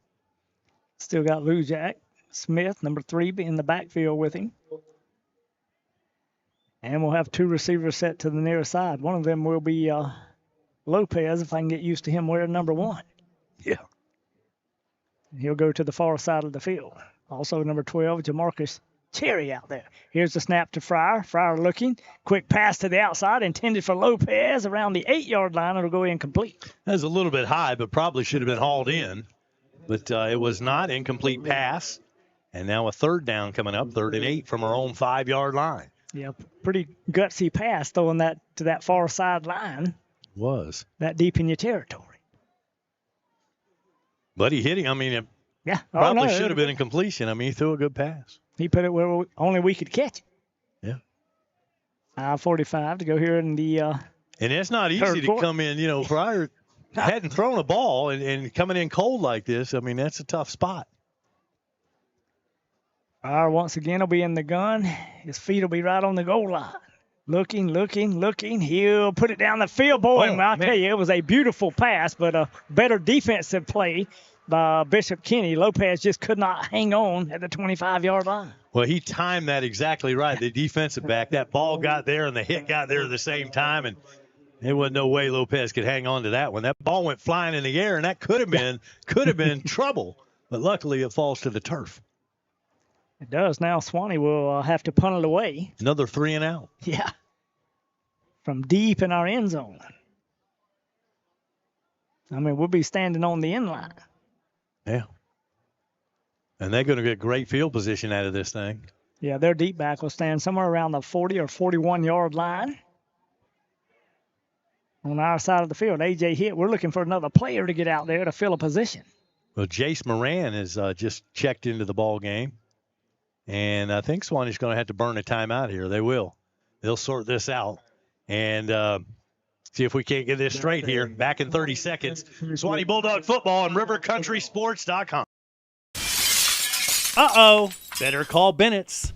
When it comes to glass in this area, folks know to call Bennett's Glass Company. Serving Live Oak and surrounding areas for almost 50 years, their reputation speaks for itself. From commercial to residential, new construction, remodeling, custom glass, auto glass, mirrors, tell your insurance company you want Bennett's. Bennett's Glass Company on Gold Kiss Boulevard in Live Oak, 386-362-2295. When glass breaks, better call Bennett's.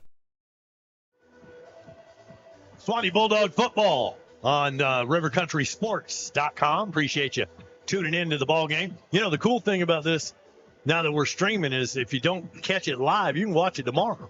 Yeah, that's awesome. Yeah. If we win, I'll go back and watch it. If we don't, I probably won't want to look at it again. Moving on. On to the next one. Exactly. All right. Let's see if we can get this punt off. Looks like A.J. Hitt will still be doing the kicking chores. And like I say, he's standing right there on the end line.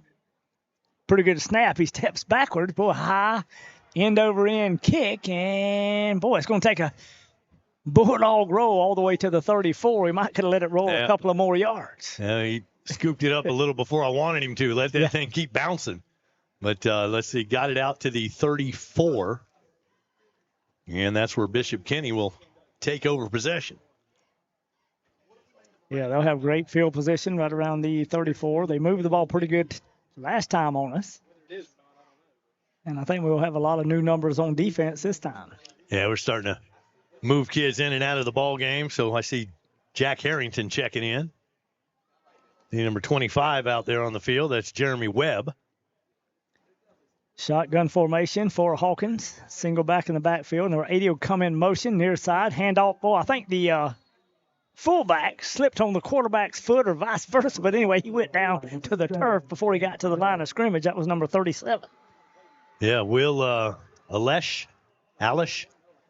But he tripped over his feet or the quarterback's feet or something because there was nobody in green that got him.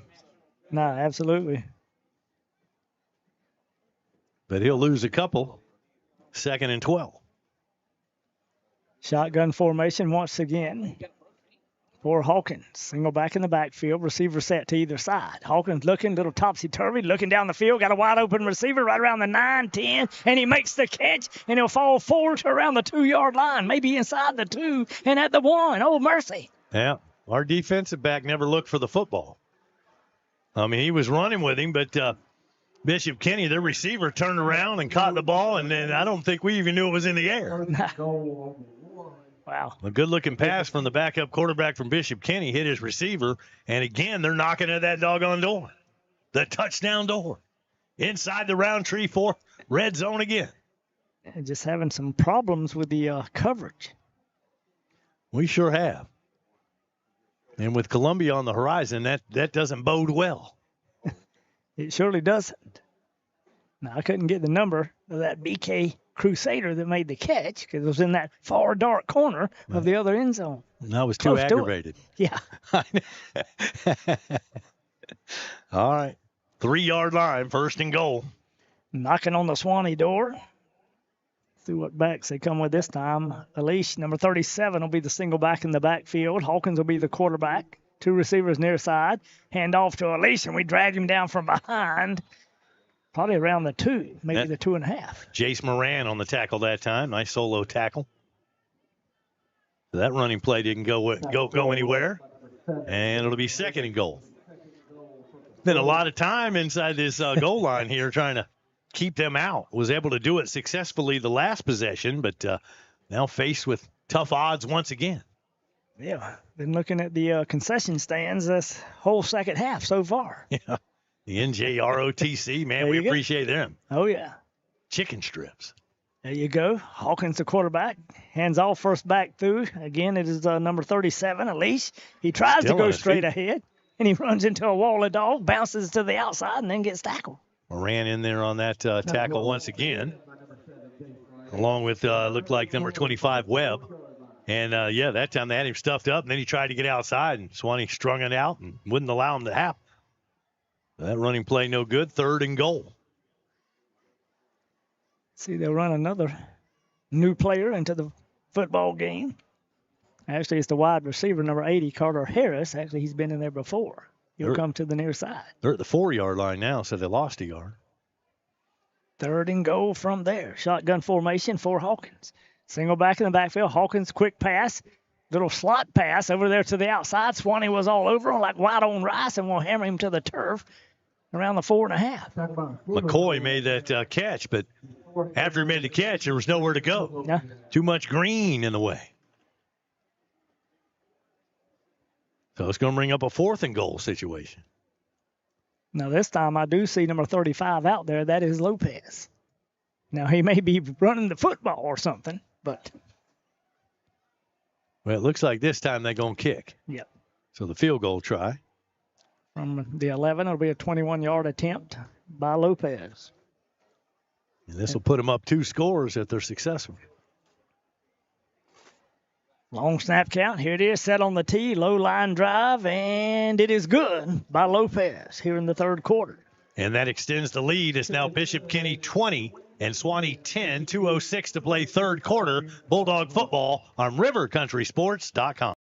Everybody's always claiming to offer the top insurance, the lowest rate, blah, blah, blah. Well, cut the game and go to the Jeff Tippins Insurance Agency. Jeff is an independent agent, meaning he can shop around to get you the best price for the coverage you need. With access to major carriers like Auto Owners, Progressive, Travelers, and Mercury, stop with those cold 800 numbers. Discover the personal difference with a Jeff Tippins Insurance Agency. US 129 North in Live Oak. Call 364-2886 or visit jefftippensinsurance.com. Suwannee Bulldog football here on rivercountrysports.com. Wayne Luttrell and Andy Day here in the booth, and Rivers Martinez keeping us straight over here. He's doing the job that John Koch did for many years, but he's working hard. He's got to do video and audio over here. So he's running not only the board, but the stream. Yeah. Yeah, there you go. Yeah. Catching on. Well, I used to get to yell at John every Friday night. Now I got to yell at Rivers, but it's not as much fun. So there you go. All right, Swanee's going to get the ball back. I'd like to see some offense, Andy. Can we order up a little dog offense here? Well, we need some because Bishop Kenny scored the last, 17 points, and that's all the way from the 2nd quarter up until now. We'll see if and dogs really haven't got that offense cranking. We had the kickoff return for a touchdown. Yeah. But outside of that and a field goal, we hadn't had much happen. And it looks like number 5 will be one of the deep backs for Suwannee. Rawson stays in there, and Fryer will be on the far side, on the far hash, right around the 5-yard line. Lopez for Bishop Kenny will tee it up at the 40-yard line. See if he kicks it short.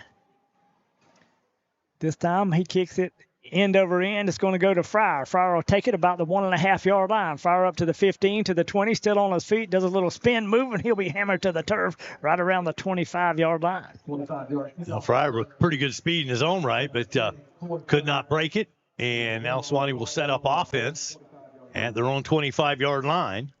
1st and 10 dogs, and let's see who comes out here to play quarterback. They stay with Fryer or they go to the JV? Not sure. I'm looking for numbers, and a lot of the starters going to come out now, and that'll be it for them. They're going to have plenty of, after they watch this game on film, going to have plenty to work on next week. They surely will. And Fryer is going to come in here at quarterback. It looks like Cooks is going to be your running back. Yep, it will be. Cooks will be the single back in the backfield. Fryer will be in the gun. 2 receivers set on either side of the field. Looking at about a 5-man front. Handoff to number 16, Fred Cooks. Goes off the left side, and he'll pick up about 3 yards. And a little bit bigger running back there. Cooks is kind of one of those guys like he'll run over you. Yeah. And he was looking for his block to get out in front of him, and he did what he could there. Power running, got 4. Trying to see if we changed much on the line of scrimmage, but I can't tell that from here. Yeah, it's hard to pick up those numbers. Down there in the trenches. Fryer will be in the gun. Tall sweep to Cooks. He'll come to the near side. Cooks cuts it up the field across the 35 and be banged down close to the first down marker. We'll just see where they spot him. Maybe a little shy. I think he's going to be just shy of it. I see Hagedorn still out there. Yes. The number 52, Mantooth. Holden Mantooth, sophomore, checks in. And it was enough for the first down. So I was wrong on my spot. Huh. We got one of those right-footed spots. Yeah. Because I was thinking the same thing. We'll take it. Shotgun formation for Fryer.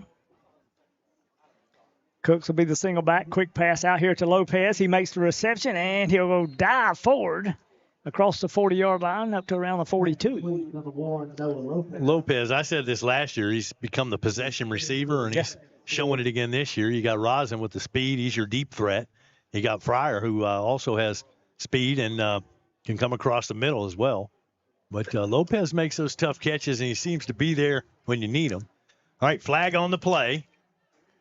So after that nice pass and catch, it's coming back. Holding call. Yeah, going to be a hold. Number 56 will check into the ball game for Suwannee, and that'll be Jacob Lord. Another sophomore. Yep. And going to be a timeout on the field with 36 ticks left to go until halftime. We'll take a timeout as well. Suwannee football on River Country Sports. Your one-stop auto shop, J&W Automotive. At J&W, you can buy a car. They've got a great selection to choose from. At J&W, you can get your car fixed. They provide complete vehicle repair. At J&W, they do paint and body work. Yeah, plus tires, front-end alignments, AC work, computer diagnostics. They cut and program keys. They are truly your one-stop, all-in-one automotive shop. J&W Automotive. Highway 129 North in Live Oak. Online at jwautos.com. Suwannee High Bulldog football here on rivercountrysports.com. Bishop Kenny had an injured player, but they've now gotten him off the field and onto the sideline. Seems to be okay, walking off on his own power, which is always good to see. 20-10 is your score right now as we come to the end of the third quarter, about 35 seconds, 35.8 showing on the scoreboard clock until halftime. Yeah, well, let's see what Suwannee's going to do here. On first and almost a country mile. Yeah, first and about 20. Yeah. From our own 26. We're going the wrong way. Cooks will be the single back in the backfield. Fryer will be set in the gun. He'll be your quarterback. Stacked receivers on either side. We're looking. Fryer's going to air it out. Wide open is Lopez right around the 46, 47-yard line where he's driven out of bounds. And nice job that time. Lopez had pretty tight coverage on him, but Fryer put it right on the money, and they'll move the stick. That's the biggest play for the offense tonight. Yeah, it was. Good-looking play. At a first and 20. And moved the ball out and picked up that first down across the 45 to the 47-yard line. See what kind of play call we get here. If we stay conservative, run the football, or will we throw it again on first down? Shotgun formation for Fryer. Trips to the far side of the field. Single receiver near side. Little play action. Fryer, boy, he's going to the outside, but he calls off the football, and Bishop Kenny pounce on zoning at the 46-yard line. They got it going the other way. Oh, me.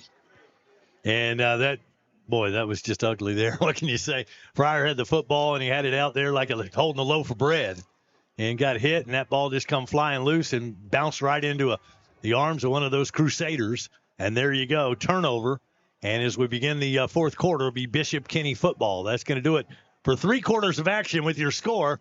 Bishop Kenny 20 and Suwannee 10. It's Suwannee Bulldog football on River Country Sports. Hi, my name is Catherine Haney. My grandfather and my dad, Wes Haney, have been selling and servicing Chevrolets in the Suwannee Valley area since 1968. I'm here with my brothers, Weston and Jonathan. We want to tell you why Wes Haney Chevrolet is the best place to buy a car. At Wes Haney Chevrolet, it comes down to two things: low prices and excellent customer service. You are part of the family just as much as we are. Your happiness is my dad's first priority. He will always fight to make sure you get the best deal and the best experience. My dad doesn't play games and he doesn't charge dealer fees, so we can always get you the best price. We have amazing incentives this month to put together a great deal on any Chevrolet car, truck, or SUV. The best built, longest lasting vehicles on the road. We guarantee a better deal and customer experience than you can get anywhere else. We would love to show you our beautiful selection of new and used vehicles. We are located in Live Oak, Florida on Highway 90 East. I can guarantee our dad will give you the best deal, and we are excited to earn your business. This is Wes Haney, and as always, no dealer fees, no games. Come see my team at Wes Haney Chevrolet. Back here at the doghouse, and illegal procedure call against Bishop Kenny as we begin the fourth quarter. So they'll begin with a 1st and 15 back at midfield. Yeah, almost looks like there's a bunch of new white jerseys out there, but I'm going to have to look over the numbers. Shotgun formation, and it is new quarterback number 12. Dogs on top of that play. Quarterback didn't have much of a chance there as he made the exchange to his running back. And that is the new quarterback will be Brady England. And Suwannee with a bunch of new players out there as well. So a lot of kids getting some playing time here, which is good to see. See Bubba Lovett out there for Suwannee, number 23. That's a football name, isn't it? Yeah, it is. I like that. Second down here coming up in about 18. Brady England, he'll stand in the gun, single back in the backfield, hand off to him. That's the big number 39 for them. He'll pounce his way forward, and that is Sutter off the left side, but only gain a yard or two. These young dogs are getting after it here. See number 61, Chandler Montgomery into the ball game. And also, is that 22 in there? But they got to be hungry for playing time, so yeah, they're going to be very eager. Noah Chauncey in there, so we've got a lot of our younger players. They've got a lot of their younger players, and see if Suwannee's youngsters can turn this thing around. Yeah, hopefully so. The oldsters didn't get it going. BK up to the line of scrimmage. 4 of them dogs digging in on the other side. Here's the snap to England. England's looking, and we get a pretty good rush on him. I don't know if we intercepted the pass or it hit the ground. Oh, it hit the ground. They're saying incomplete. But Jace Moran is the Bulldog that flew back there, and I thought he was going to pick it right out of the quarterback's hand there for a minute. But it forced him to throw it high, and he threw it up for grabs, and luckily for them, it falls incomplete. Looked like a wounded quail. Well, that'll bring up a 4th and punt. Yeah, because they had about a 4th and 16 from the 49-yard line. Let's see if they got a new punter or if it's number 35. Well, I don't. Well, I was wondering if they were going to even punt it, but they did. End over end punt's going to take a Bishop Kenny roll all the way down just inside or right at the 25-yard line. And that's where Suwannee will take over possession of the football. We'll take a timeout back after this. Suwannee football on RiverCountrySports.com. Need to paint? Call the pros at Charles Bean Painting. They'll paint it, they'll have it looking good. Whether it's outside your home or business or inside, they do texturing, drywall repair, plus pressure cleaning. Call for a free estimate. 386-209-7381. Licensed and insured, family owned and operated, serving the area over 30 years. Charles Bean Painting, LLC. Remember, it hasn't been painted till it's bean painting. 209-7381. Suwannee football here on RiverCountrySports.com. We're still working out our hand signals, River, so we'll get it. 8:15 to go here in the ball game. 20-10. Yeah, shotgun formation for Suwannee. Big number 34, the new quarterback in there. That's Marco Rojas. Tries to go to the right side, but he runs into a pack of BKs, and I ain't talking about Burger Kings. 34 is that's not your normal quarterback number. No, it's not. I had to look way down the chart over here. And we got an injured player out on the field for Bishop Kenny. Looks like he's hurt, and the trainers are going to come out and take a look at him.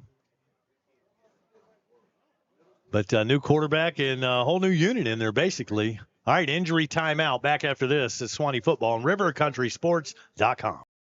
Are you new to investing and not sure where to begin? Start by looking for a financial advisor who will offer you a strategy personalized for you and your family. One who will be there as your life and financial situation changes. I'm Hunter Abercrombie, your Live Oak Edward Jones financial advisor. When we work together, we'll focus on what's important to you. We'll use an established process to create a personalized financial strategy backed by the advice, tools, and resources to help you reach your goals. And we'll partner together to help your strategy stay on track. Contact me today at 386-364-3699. Edward Jones, member SIPC.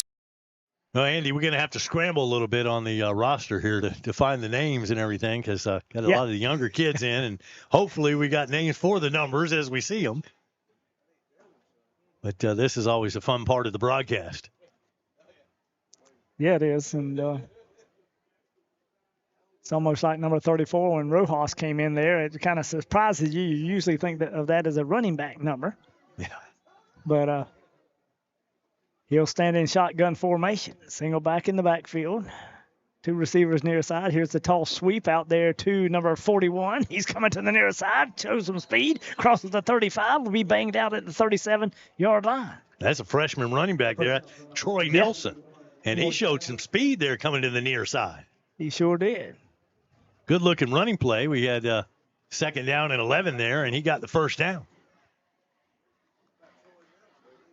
Nelson, like you said, he did have those legs that churn into the near sideline, and I like to see that tall sweep when it gets some good yardage. Shotgun formation for Rojas. Nelson will be the lone back in the backfield. He'll be sidecar right. Two receivers far side. Here's the tall sweep once again to Nelson. This time he has to cuddle up the field, but he battles